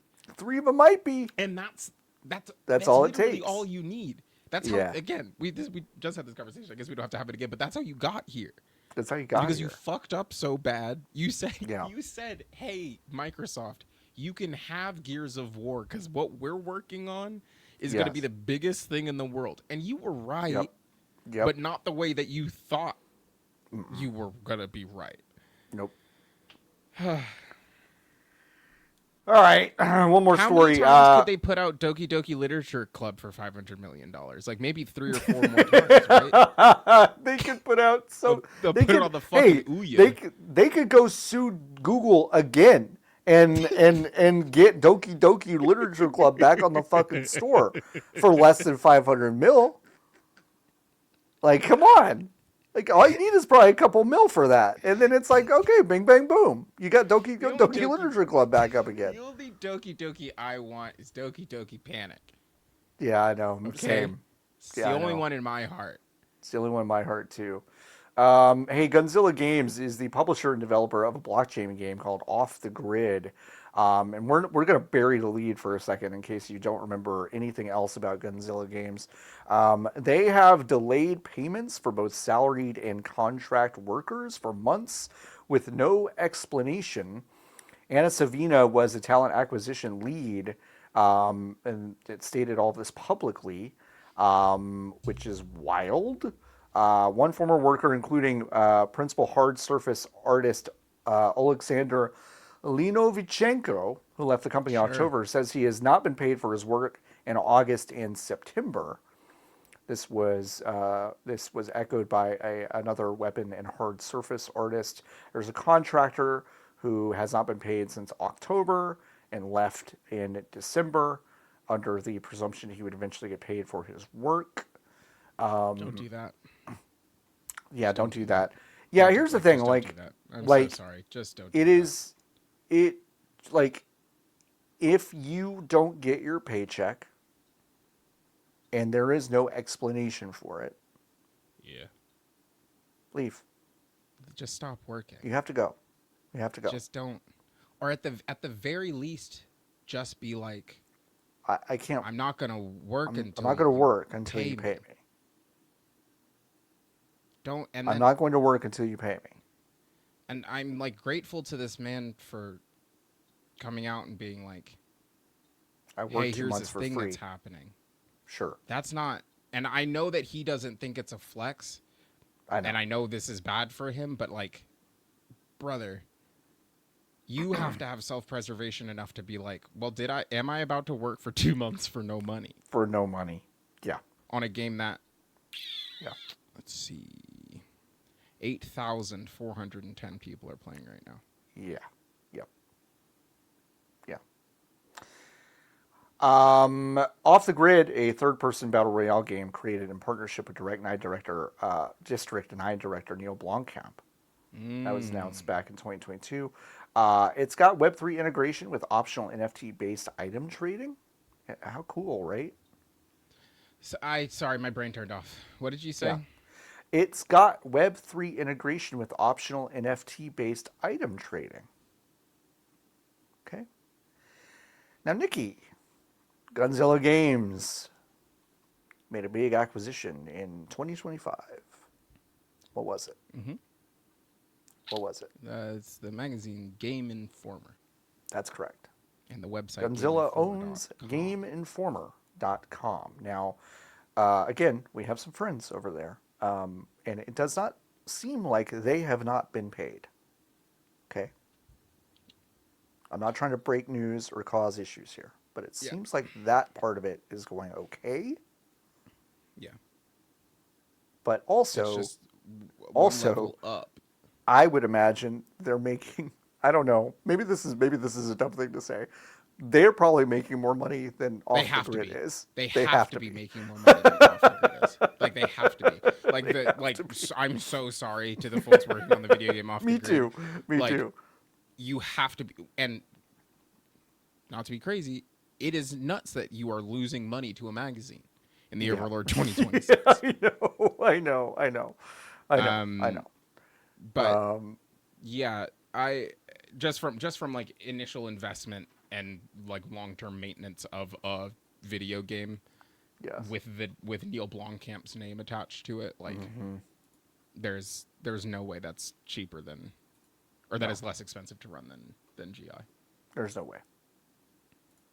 So good luck Never to been a all the better people who time. work for Gunzilla, and good luck to the folks over at Game Informer. Hope everything stays above board with y'all.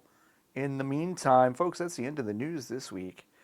Niki, I would love for you to tell me more about Slay the Spire 2, because I did not, for the second week in a row, really play a video game. it's okay. This is the only one I busy weeks. That, you know what? That's not true. I played 2 video games this week, Okay. and I didn't put one of them on here. I played whatever. The first one is Slay the Spire 2. John, I'm so fucking bad at math. Like, you're realizing you're and I've very talked bad at about math. this before. Sure.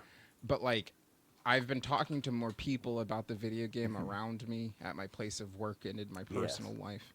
Yes. And many of them have beaten the game double-digit number of times. I beat the game for the first time in hour 50 this week. Okay. And sorry. No, you're good. Just getting choked up because I was so excited when I beat the game. Of course. Yeah, no, I'm just really fucking bad at math, and it just is so obvious to me that is what the hang up is here. Yes. But something that is so beautiful about Slay the Spire, which a lot of math games do not work like this for me. I still am having a delightful time. Yeah. Even though I'm like, well, damn, the run is over. Who could have possibly foreseen? If there's nothing I could have done here to better this experience for me, or perhaps extend the run. The RNG said that I had to lose here. Yep. It's like no. I just can't count. Right. I simply cannot. I don't know how addition works. I can't do mental math. So yeah, really good. I beat it with Ironclad. If you've played, there's a handful of classes you know about the video game Slay the Spire 2 if you're listening to the show. I beat it with Ironclad for my first one, and then which it did feel like a fucking fluke. Yeah. Like in that last battle, like when did you think you had it in the bag? Was it 2 like turns from the last 2 turns before? Yeah, that's interesting. I did the math, and I was like, how much damage did I do on the last one? And I was like, I think that if I multiplied 20 by 2, I think that's 40-ish. Yeah. And he's got like 38. So really can't stress enough that like I do like that game a lot, and it's like I understand why people are like really sickos about it. It is, and I mean we talked about it a couple weeks ago. It is just, if you like, a cheat code is just having a calculator open. Yes. It is just going like, all right, well, there's no real time crunch here. It is a turn-based game. I can sit here and wait forever. And I can just go, well, math. Okay, math and math and math. Okay, I win. And that's it. You did the math. And it's not like math will win it for you every time because there is some RNG in terms of like, okay, who you're running into and the stuff that you pick up and the draw of the cards and all that stuff. I Yeah. get that. But at some point it is just like, okay, how well can you add and subtract? That's it. And also, like, are you paying enough attention? And I very infrequently am. Oh, I'm not. To the cards that you have in your hand and the Not at order all. in which you're supposed to play. I'll just blip, blip, blip, like Yeah. Gambit. Just and then blip, I'm like, oh wait, I gave myself more strength at the end of my turn. at the end of the turn. Idiot. Smart. Stupid. Yeah, super smart. I'll apply vulnerable and weak at the end of the turn. At the end of the Dumbass. turn. I'm gonna guard and apply vulnerable. Yeah. Dumb. Smart. It's just really good. I'll just do Yeah. both of those on the same turn and then I won't attack. I'll just do both of those things. Yeah. Yep. My favorite card in the game is Rolling Boulder. Do you know why? Why? Because it is a consistent amount. Well, it's an increasing amount of damage every turn. right. So it takes some of the guesswork. the guesswork out of it for me. So I'm like, every time that comes up, I'm like, it's my favorite card in the game because my favorite card. At the very least, 20 damage will happen.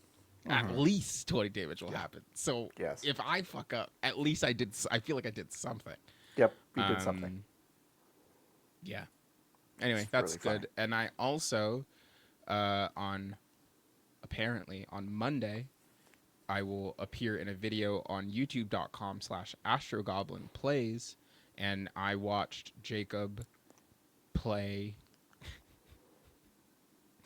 DreamWorks' How to Train Your Dragon for the PlayStation 2.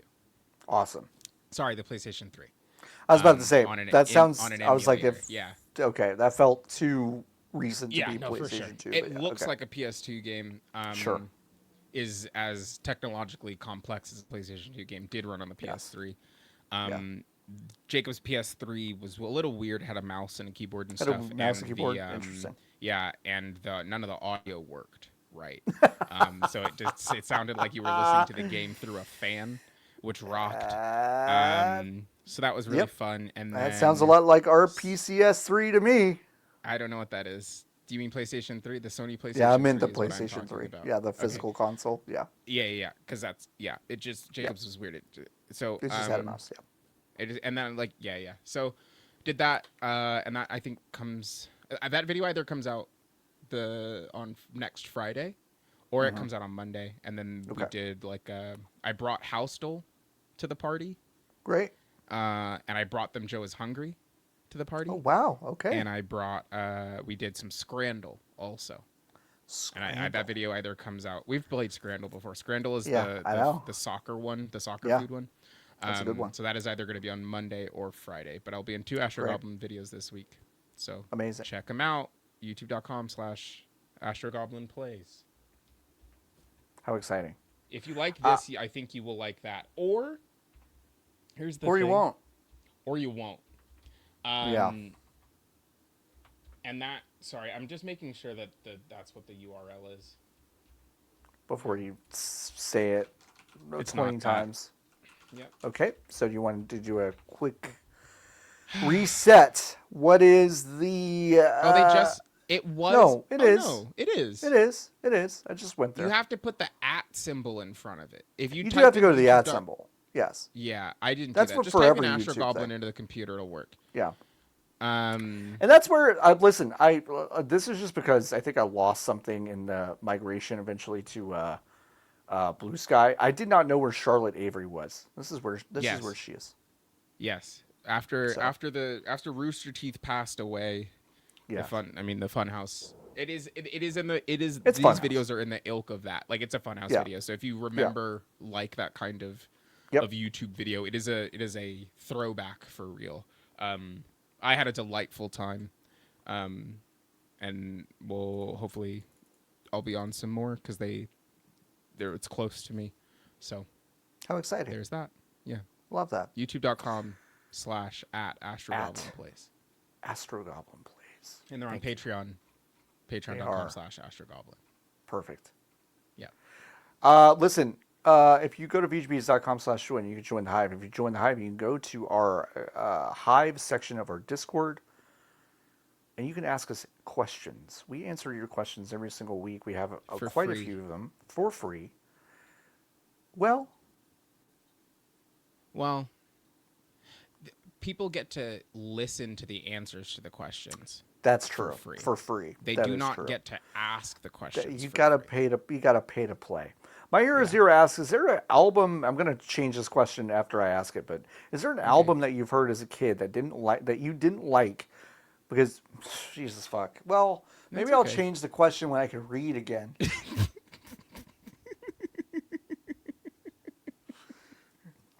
Is there an album I can't read or do math, so it's Is there an album that you heard as a kid and didn't like because you didn't get, but that you think is a fantastic album revisiting it as an adult?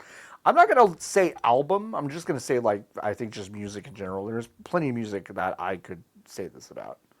But I don't know about you, Nikki.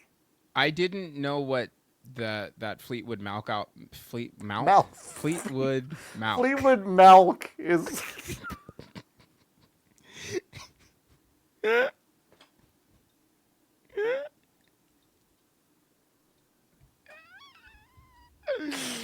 Fleetwood Mac. Man. All right. So I didn't know that there's a handful of things here. Yeah. Didn't know that Fleetwood Mac. I didn't understand the concept of a greatest hits album. Oh, got it. Sure. Okay. So when I was little, because there were a lot of greatest hits albums around my home. Yes. I was like, so you were a this greatest is- hits album family? That's interesting because like we Yes. were not. We were like yes. And I've we had were- to teach myself to not be a greatest Interesting. hits Okay. kind Yeah. of person.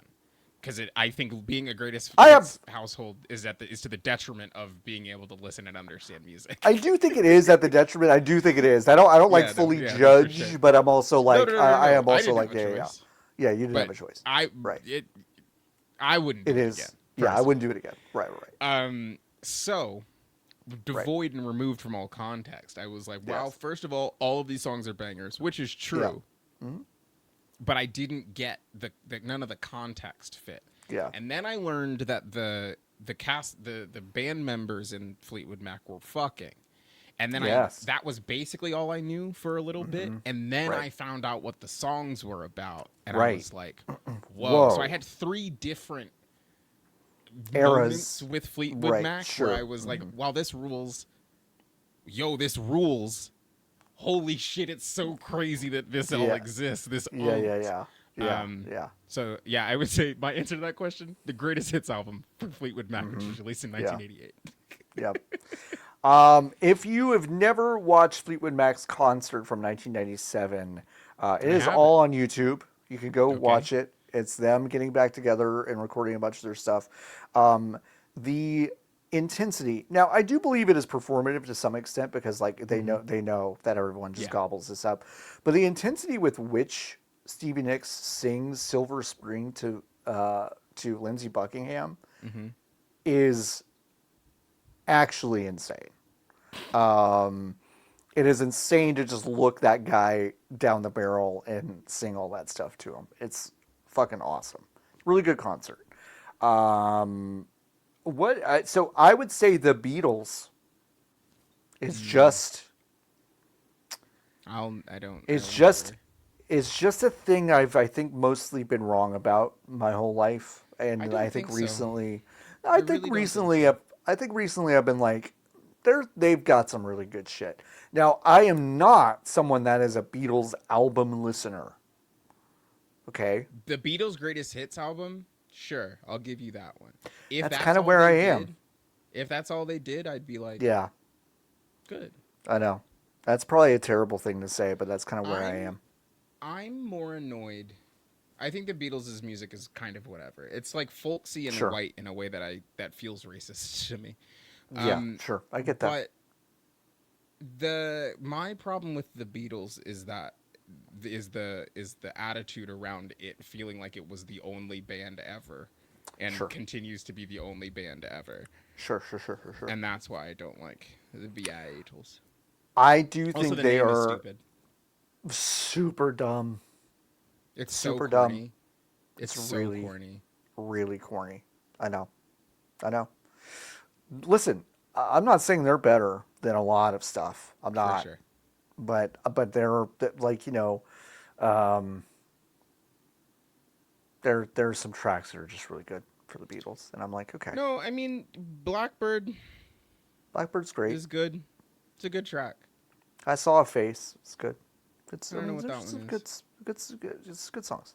Let me just listen to that one. Don't let me down. Jordan, It's just good can you songs. just put in? Can you just put Yeah, in, just pull in full tracks of the Beatles, yeah. please. Just pick, Jordan, and then pick your favorite, Jordan. Just Pick play your that fave. one. Yeah, Um, pick your fave. In the same kind of vein, Jason asking, "What's the first album you bought yourself and does it hold up today?" oh, The first okay, album I was. Oh, go ahead. Go ahead. no, please. The first album I was gifted was Michael Jackson's "Dangerous," and that doesn't really hold up. A couple of the tracks do, but most of them don't. Like Black or White, it's like a terrible song, but like Remember the Time is great. That's a fucking banger. Remember the Time is a great song. I think great Black fucking or track. White is Black or White is corny. It's goofy. I think it's really corny, but like It doesn't hold up with his other stuff. I haven't listened to it in a while. It's low tier. I'll listen to it later. Yeah. But the first album I bought with my own money was actually The Offspring's "Smash," which I do think holds up pretty well. I do think it holds up pretty well. I don't know why my mother allowed me to buy that album, but I did. Do you think she knew So, what yeah. was on it? No, she didn't know until I did play Bad Habit at a birthday party. And there's a part in the middle of the song, or toward the end. Drivers are rude, such attitude. When I show 'em my piece, complain, say some things. I feel like I'm God, you stupid, dumb shit, goddamn motherfucker. And then my mom was like, And she didn't like that. she didn't like that. Yeah, I get that. It's just so far away from the double dragon music that she raised you on. She so. fucking loved the Double Dragon music, yeah. Yep. So I get it. They're Aw. still not off this fucking spaceship, dude. Oh, but like they're fine. talking to him It and just stuff. fucking Yeah, takes forever. yeah. I can't imagine you've just gone through. Oh, literally, as I said, that the first they're stepping off. They cracked it open. Yeah. Oh no, wait, just kidding. Three of them have been off. Two of them have been off, and they just got the third. Oh yeah, no, They're just not yeah. all off. They're just not all off. I was a singles person because of my the aforementioned greatest hits of it all in my family. Yes. And I was iTunes was my first, like when I had money to buy music, I was not buying CDs. I was being given a $15 iTunes gift card, which then allowed me to purchase 15 songs for 99 cents. Yes. The first song I remember buying on iTunes was I don't remember actually if it's the first song I bought. It's the first song I remember buying, and it was fucking oh my god. You'll get there. You'll get there. You'll get there. Man, will I though? Mm. Hold on. Hold The on. computer knows. The computer knows. What the fuck is that song called? Oh, I write Sins Not Tragedies. I'm one. sorry. It's the Panic at the Disco song, and it's not my fault that I don't. Well, I guess it's a little bit my fault, but all of the songs. Here are the songs on that album. All the songs. Oh, yeah. Oh, go ahead, read them. The They're all album 20, is called "The 20 Fever words You long. Can't Sweat Out." Okay. Yep. The first song, Introduction. Great job, Brendan. That's a good start. Second one. The only difference between martyrdom and suicide is press coverage.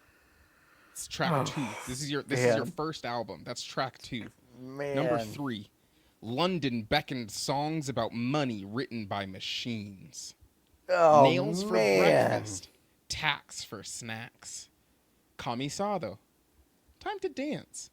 Lying is the most fun a girl can have without taking her clothes off. Intermission. But it's better if you do. I write sins, not tragedies. I constantly thank God for Esteban. There's a good reason these tables are numbered, honey, comma, you just haven't thought of it yet. Oh, Build God, man. comma, then we'll talk. Oh, man. So please forgive me for not remembering the loquacious song titles from Oh the man, debut Panic at the Disco album. that's fucking Anyway, brutal. that's the That's first song I brutal. remember buying on iTunes, and I had to ask my mom Yeah, because they say sure. "goddamn" in it. They And do say then my goddamn. mom, I don't think understood, or the 30-second part of the song that you could preview on iTunes didn't have the Didn't chorus have in it. it. So I just bought it. Yep, So I hope that answers your question. it does. I hope that's helpful. Sawyer, it does. It is. Sawyer asks, games as an interactive medium have a vast capacity for silliness even before we consider glitches. When you think of being silly in a game, do any memories come to mind? Has player-induced silliness ever significantly swayed your opinion of a game? I mean, I think, like, yeah, I think the games and the, I don't know what the woke term for friend slop is, but in that oeuvre are not fun if you are playing them by yourself. They only Yes. work if you are playing them with other people. Content warning Yeah. only works if you're playing it with other people. Correct. Lethal Company only works if John can hear me fall off of the very fun. railway. You know, Right. like Yep. those things are only, the silly only plays when it does those things.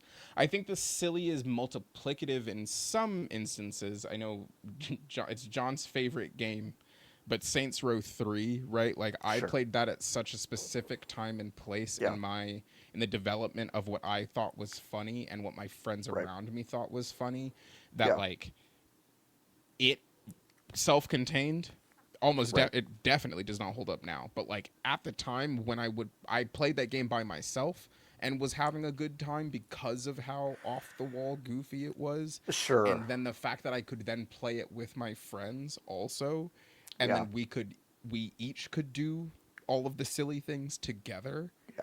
made it fun. Fortnite similarly so. Fortnite I think is more serious when you are by yourself.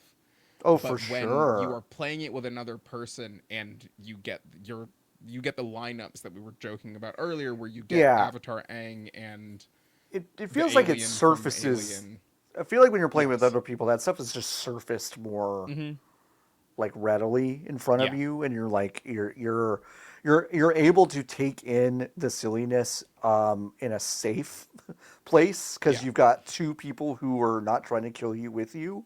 Mm-hmm. And you're kind of able to, you've got each other's back to some extent. You're able to observe the silliness.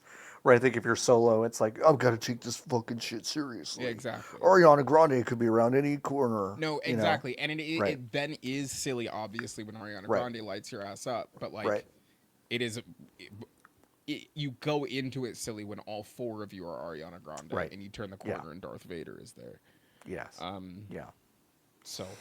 Yeah, I mean, I think that the from swayed an opinion of a game, it's a little bit of a cheat, but yeah, like those like peak and content warning and stuff. Like, I am swayed to play those games because I have seen silliness on my screen, Yeah, and I go, Company, oh, I want to see, I want to see that. I Lethal want to Company play is a that. game that I hate looking at.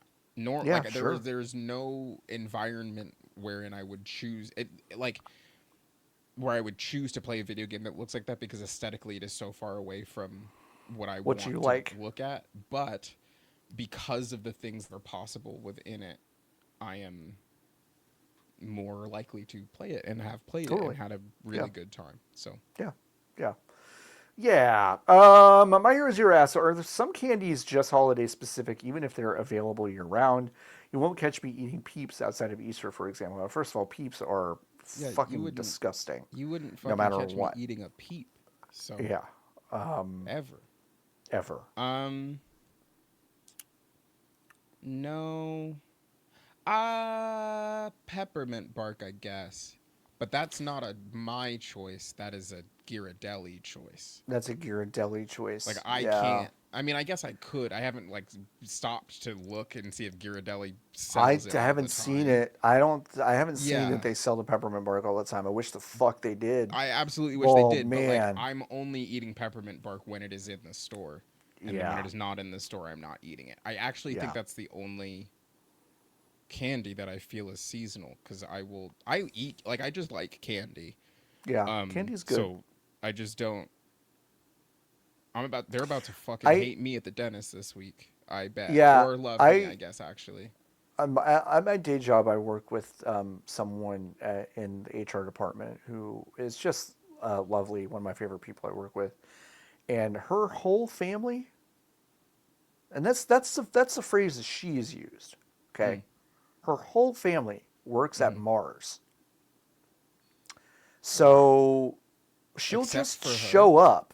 Yeah, except for her, she will just show What's up that with about? like boxes of Mars candy, and she'll just be like, "Do you want a full-sized Twix bar?"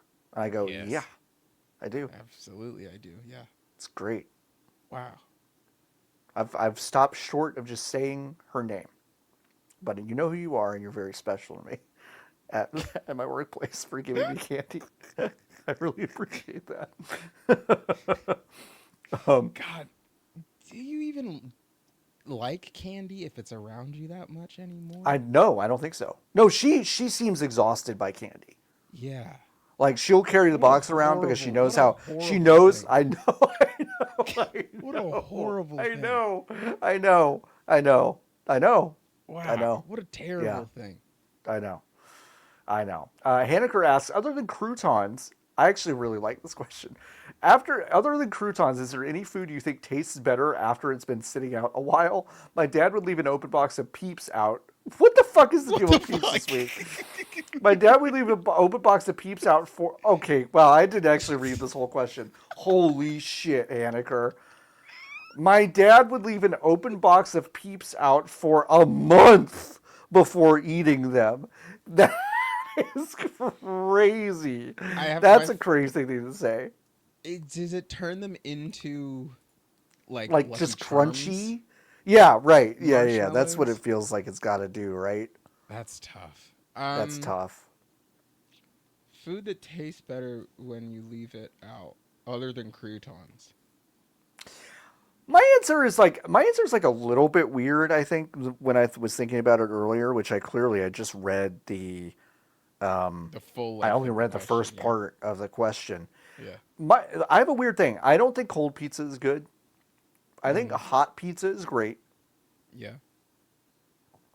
I think pizza that is sat in its box on the counter for about an hour is fucking perfect. Room temperature pizza. It is just slightly above room temperature pizza.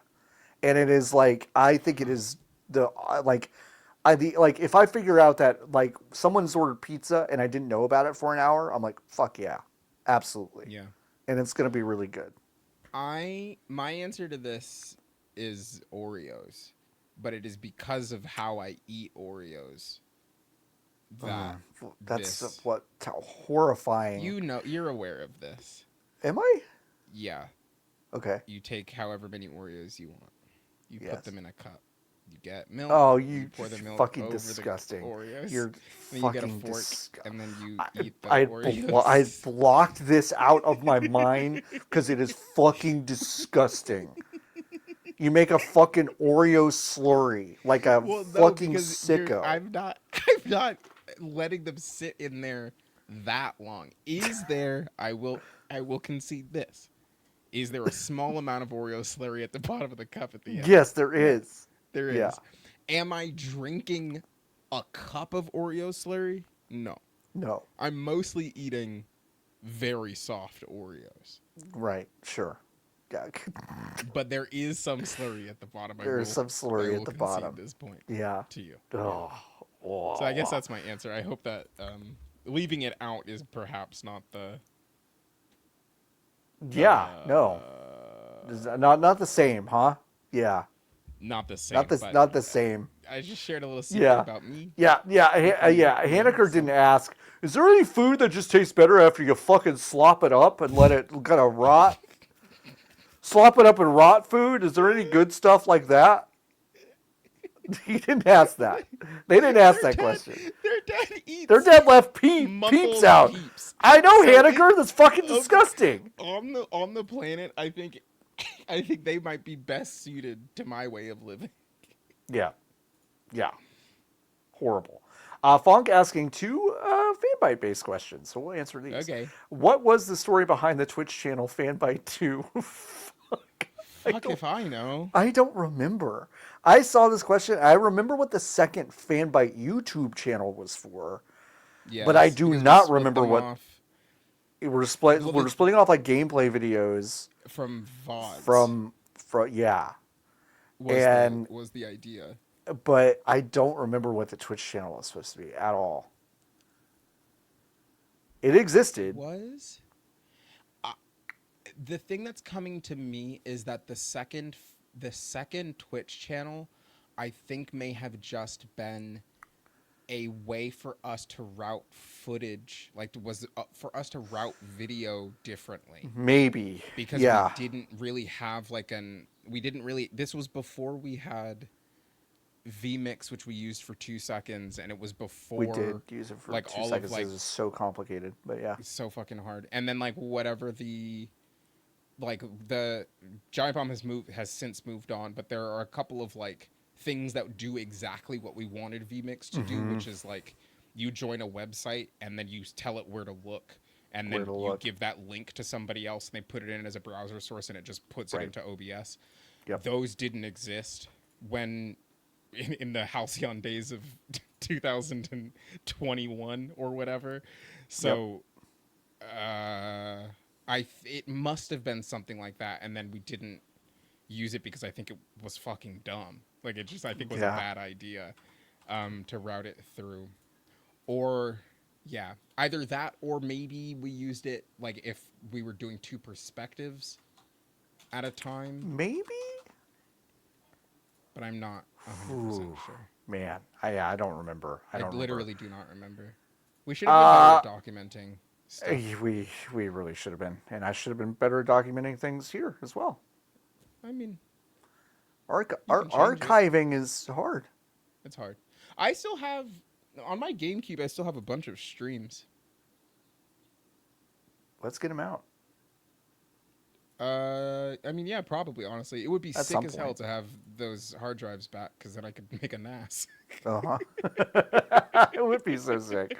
It would be sick. Funk also asking, John, I was listening to an old friends reunion and you talked about you really needing to get a new wheelchair.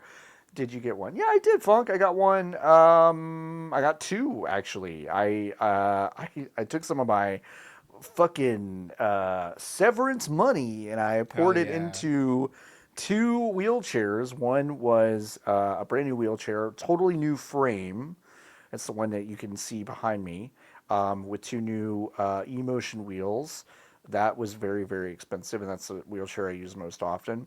I also took my old frame and I attached something called a smart drive to it. And a smart drive is basically a 5th wheel that turns on, and there's a little dial, and it basically just like pushes for you, and is much lighter and easier to get around than this one. And so I take that one for air travel, except I don't take it anywhere now because it's dead.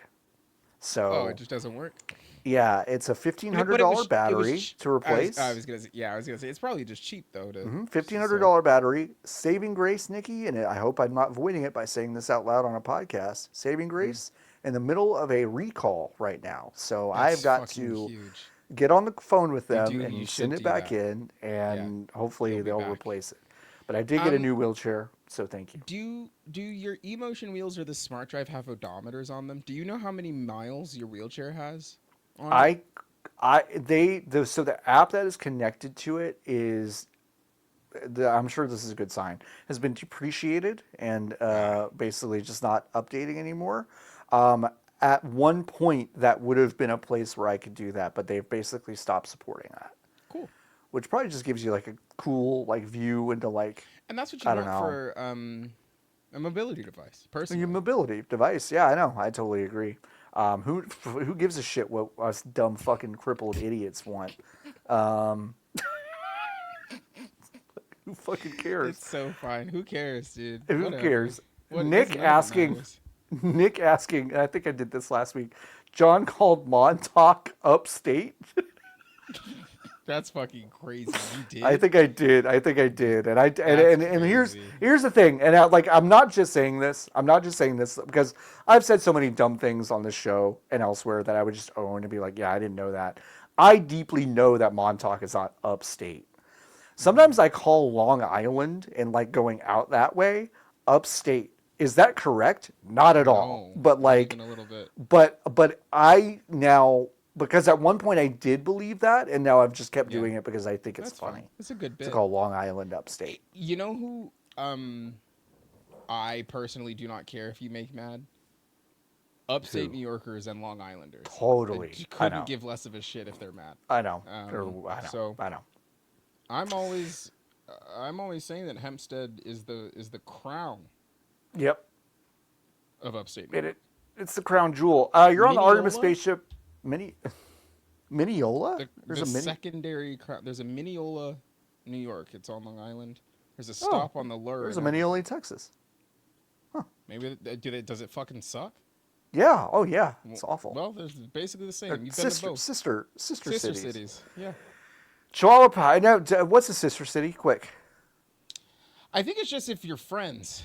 If you like at some point Don't in understand the it. past, Don't understand it. I think if your mayor came to my city, Right. I think we like shake hands and take a picture, and we're like, we're sister cities. Just go to Wikipedia and just look up Hanoi, Vietnam, and it'll be like our sister city, Cincinnati, Ohio. What? What are you talking about? What? Why? For what? I don't know. I don't know. Chihuahua Pug's asking, you're on Artemis spaceship. Well, now it's in the fucking Not ocean. anymore. I just got on. But which game are you giving the distinction of being furthest a game has ever been played from Earth, which I think is fun.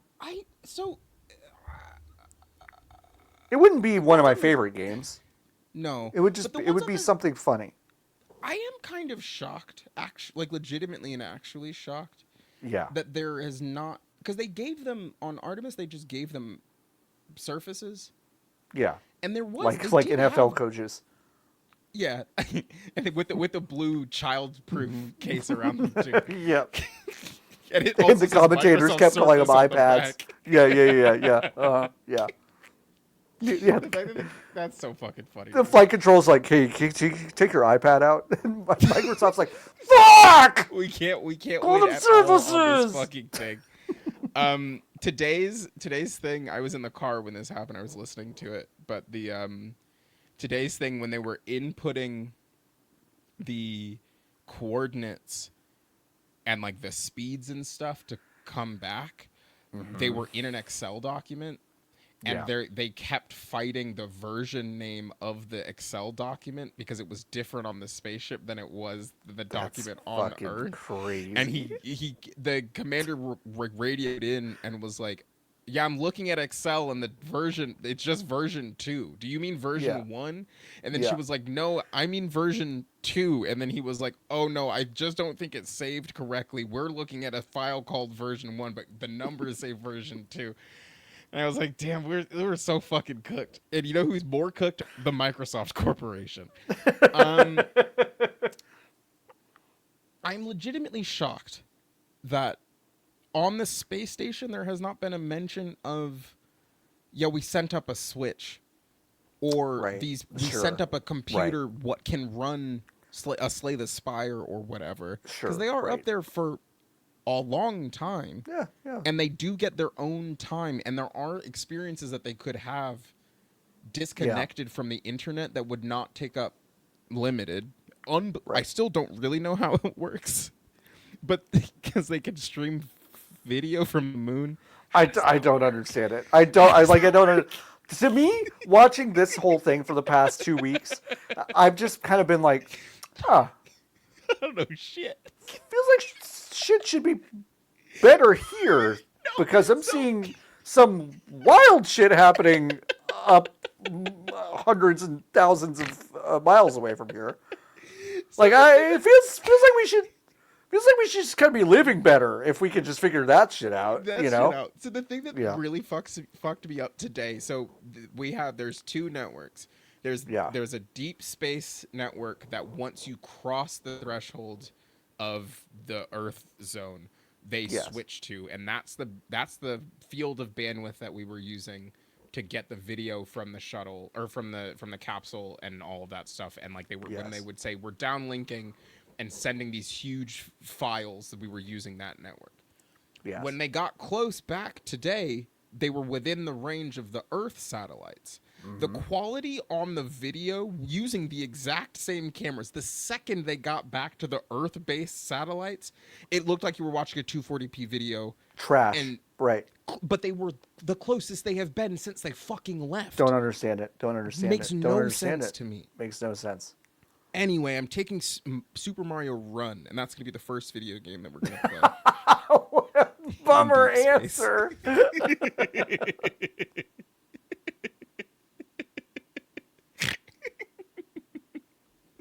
What a bummer. I'm playing Bug from Sega Saturn. So that's what I'm saying. That's what I'm playing. It's way funnier if it's trash. Yeah, it is way funnier if it's trash. Altered It's Beast way for funnier. the Genesis. Altered Beast. It's I'm the playing first Altered video Beast. game played in space. Yeah. My Hero Zero asks, how old were you when you realized aqueducts were just bridges for water and not pumping water upwards? Aqueduct. Oh, I'll be honest, My Hero hey. Zero. I don't know. I don't know. I think this. Hey, My Hero Zero. That might have been the first time I knew what an aqueduct was. Just now. No, I knew that they existed, but I didn't even think about them as. I just thought there was a thing that water went through to get to another place.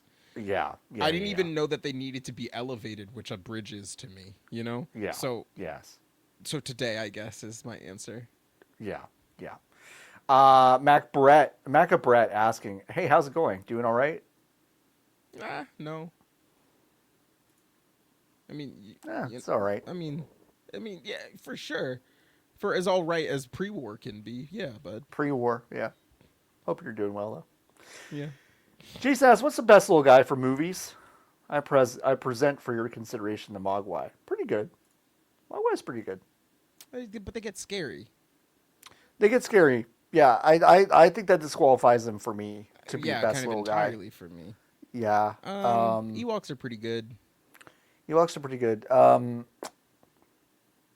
Rocky was pretty good in that fucking flick. Yeah, that's a guy. But he's big though. Is he little? Does he count as a little guy? He's like the size of like a corgi, don't you think? Like a I big haven't seen the flick. I thought he was bigger than that. Oh, I thought you went to go see that movie. You just asked me if I didn't need to go see it. I just asked you about it, and then I was like, well, I could go see it, and then I saw Mario instead. Great choice. I know you can't talk about that, so I won't even ask you. But let's see. I'll ask you about it in a second. Best little guy. I mean, Babu The Frick Worm was in kind of Labyrinth. Fun. What did you say? Babu Frick was fun. I love Babu Frick. He seems Babu like he's Frick related was to the fun. Worm from Labyrinth. Yeah. I think that might be my answer. Either Babu All right. Frick or the Worm from Labyrinth.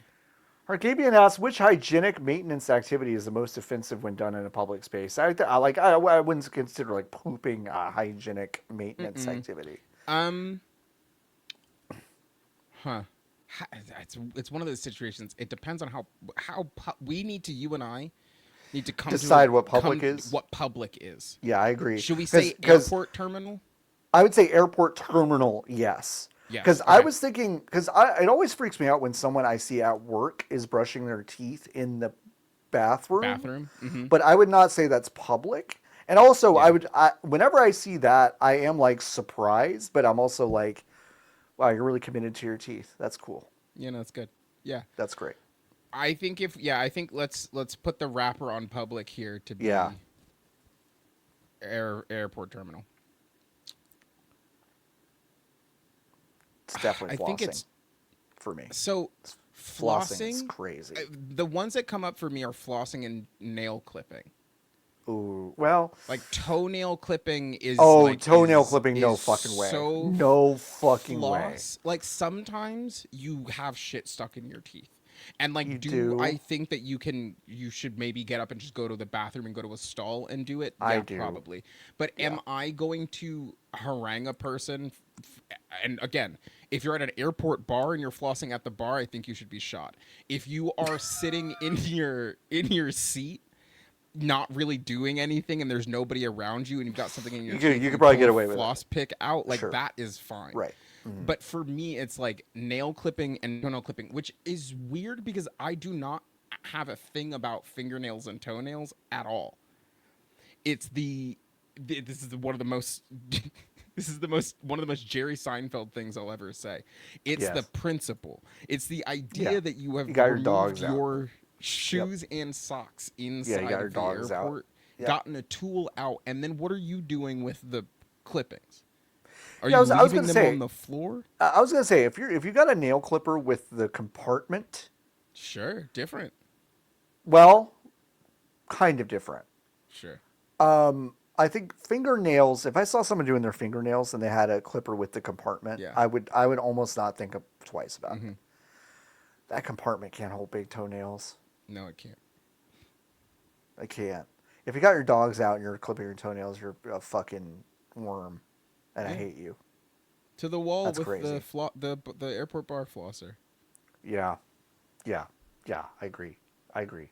All right, just a couple more questions. Haneker asks, you can pick 4 animals for your RPG party. What are you going with? 4 animals. Barley. She's not gonna Okay. be good though. I changed my mind. Never mind. She can Barley's stay. first out. She can stay at home. Yeah, no, she's first out.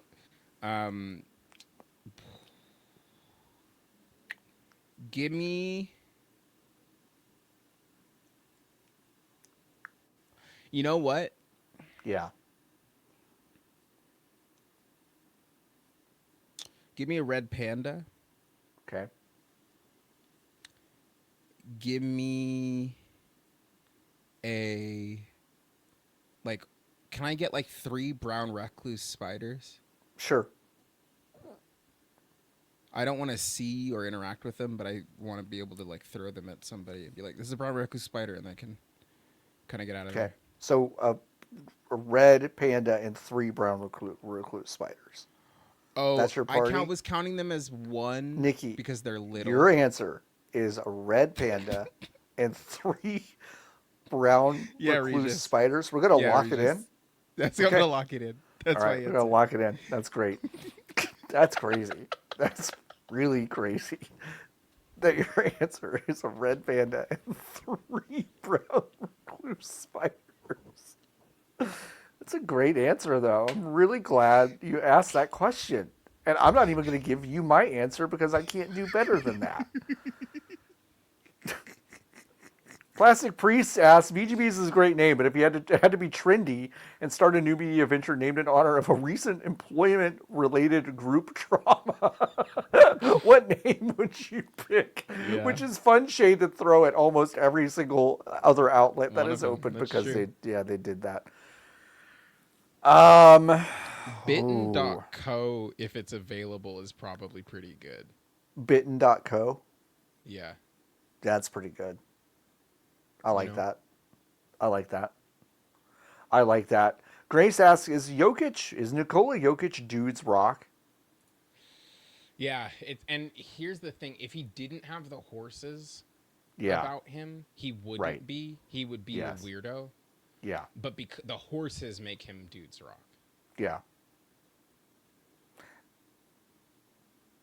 Nikki, how are you? They're honestly they're like 7 left. They're all pretty good. Fuck. I got 10 minutes in me because I gotta eat. Okay, let's go through them quick. Sphinx, which is worse, packing for a move or unpacking after the move? Lightning round. Unpacking, easy. Well, I mean, agree. Both of them fucking suck, but it is unpacking. Both are legitimately traumatic. I don't use that word Yeah. lightly. Traumatic to me. I'd rather pack than unpack. Yeah. Maca Brett asking me, what are some good reality shows to look into that you maybe haven't watched? Sister Wives. Just go listen. You're gonna go, wow, this is a little bit dry. It's a little bit slow. There are 19 seasons. It seems a little extreme that I would go sit and watch a reality show with 19 seasons where it's just kind of about the same insane Mormon family. It's your investment will be worth it. I promise. Yeah. Okay. Get in there. What's some good music that people should be checking out? Asks Cam. Let me open up Apple Music. J. Cole had an album drop in February, which I did not really listen to at all until this week, and it is pretty good. He's got a couple tracks, one with P.D. Pablo, which is fucking hilarious. I hadn't thought about P.D. Pablo in a while. And Still alive. Erica Badu and it's pretty good. I've been enjoying that. Um, and The also, new Dochi and Lady Gaga released a dual single today is it good? or last night. Yeah, it's fun. I got 15 seconds in and then was like, It's I fine. think It's I'm whatever. okay. Yeah. The new Slater album is really good. Okay. Slayyyter is really good. Um, I really like this new Ray album. It's Sure. called "This Music May Contain Hope." It's so cheesy. I need to be so Yeah. clear. I understand. Yeah. It is so fucking corny. But sometimes But I it just think it hits. works. She's very earnest, and Yeah. it feels very like it is super theatrical in it. I was listening to an interview that she did with Apple Music. Actually, no, yeah, no. She said this in an interview, but she also on Apple Music she has like an hour where she kind of just goes through music that she likes, which is one of my favorite things that they do on Apple Music. They'll just get somebody Yeah. in and then they'll give them an I hour. love that. Yeah. Like Midge Perth had one she's a soccer player for Gotham, Yes. and the United States Women's National Team, and she just kind of went through like her pregame playlist and just other stuff that she listens to with her team, which is really cool. They're delightful little windows, Yeah. but this album is so theatrical. It is paced and like framed like a musical in a way that I think is really cool as a recovering fan of that medium. And she, in her interview, she was like, one of my biggest musical inspirations is Michael Giacchino, who is Oh the yeah. composer Sure. of like Incredibles and a bunch of Disney movies. Ratatouille. And you can Ratatouille, like a bunch of like the Pixar movies and stuff, and you Yep. can really hear that. And I think you can hear it, but it also feels different from those things. It does not feel like those things. It feels like she's putting her own spin on it. And that's really cool. There's an insane track on there that production wise I think is fucking nuts because it's a pop song that Hans Zimmer worked on. So it's got your favorite Hans Zimmer bombs in there, except That's otherwise amazing. it's a pop song. It's really Yeah. fucking weird. So yeah, Raye, This Music May Contain Hope is an album that I'm thinking about a lot. That's fun. What's the messiest your dog has ever been? Like Dylan asks.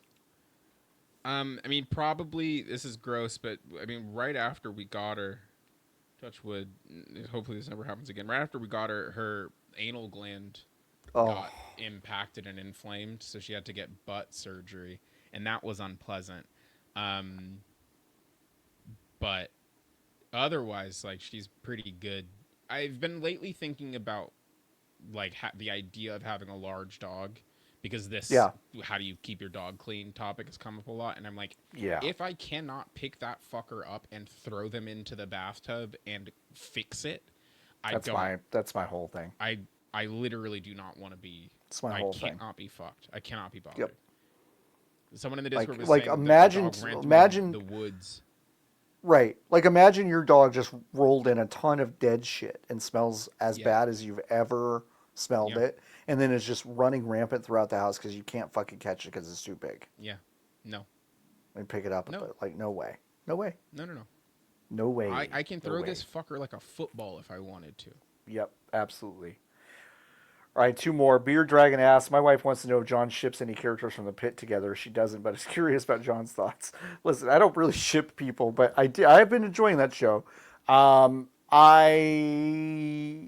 in that show is, if you don't know, everyone in that show is just like unbearably hot in like different ways. Yeah, Dr. Just, like Hot. the casting on that show is just like insane.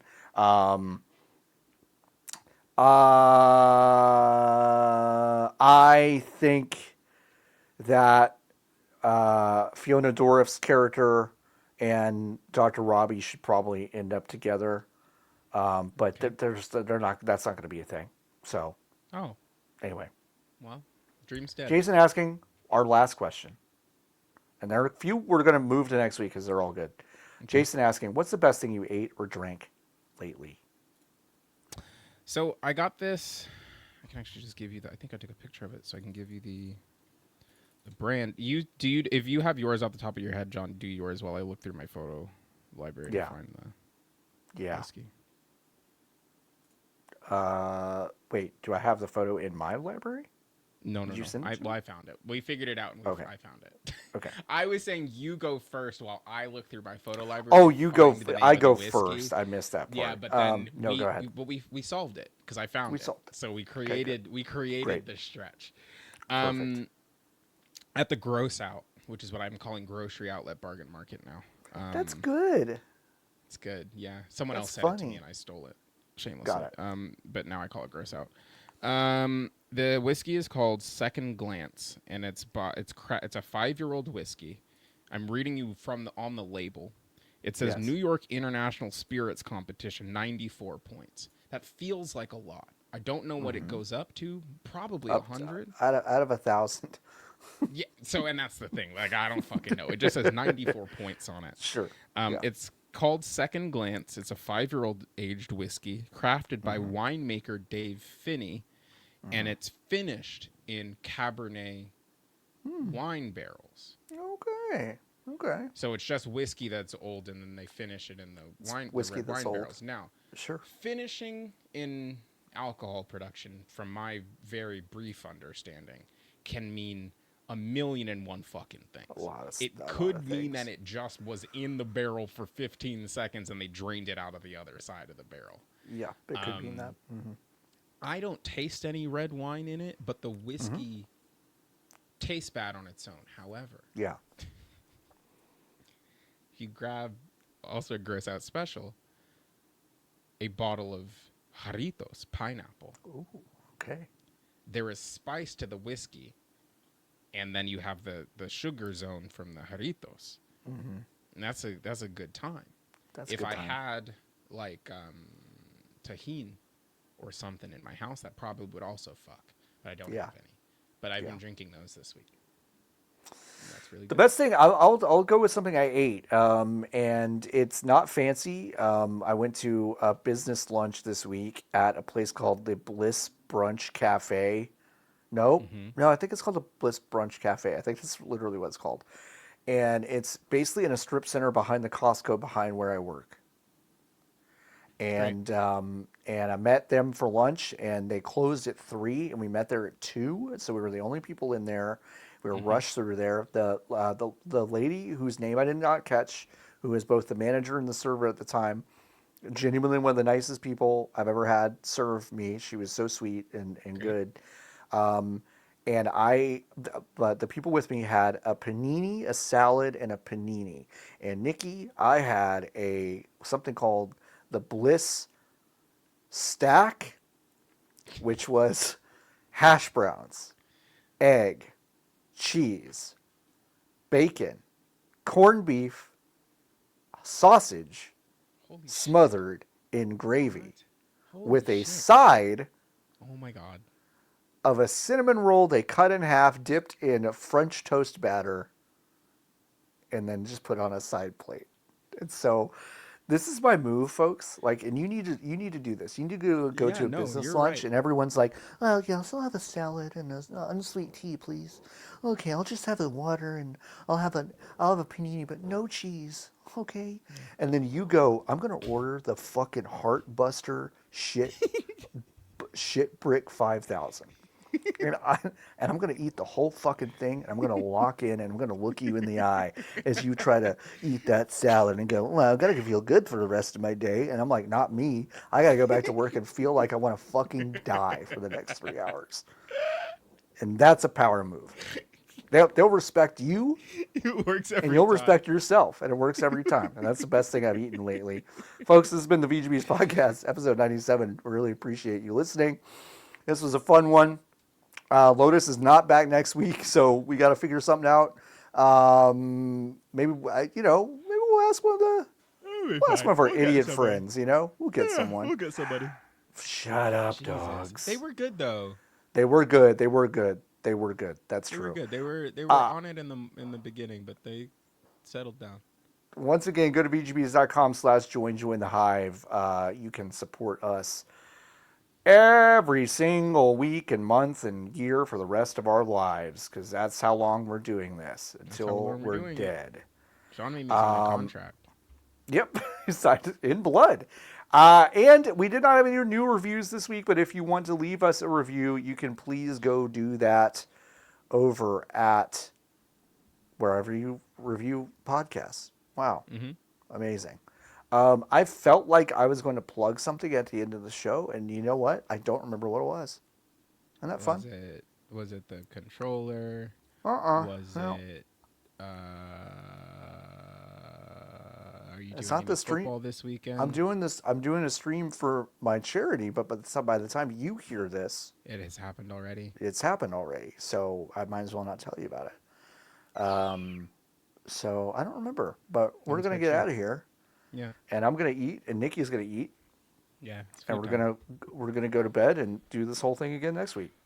Sure. So thanks again, folks. We will see you next time. Until next time, keep on buzzing.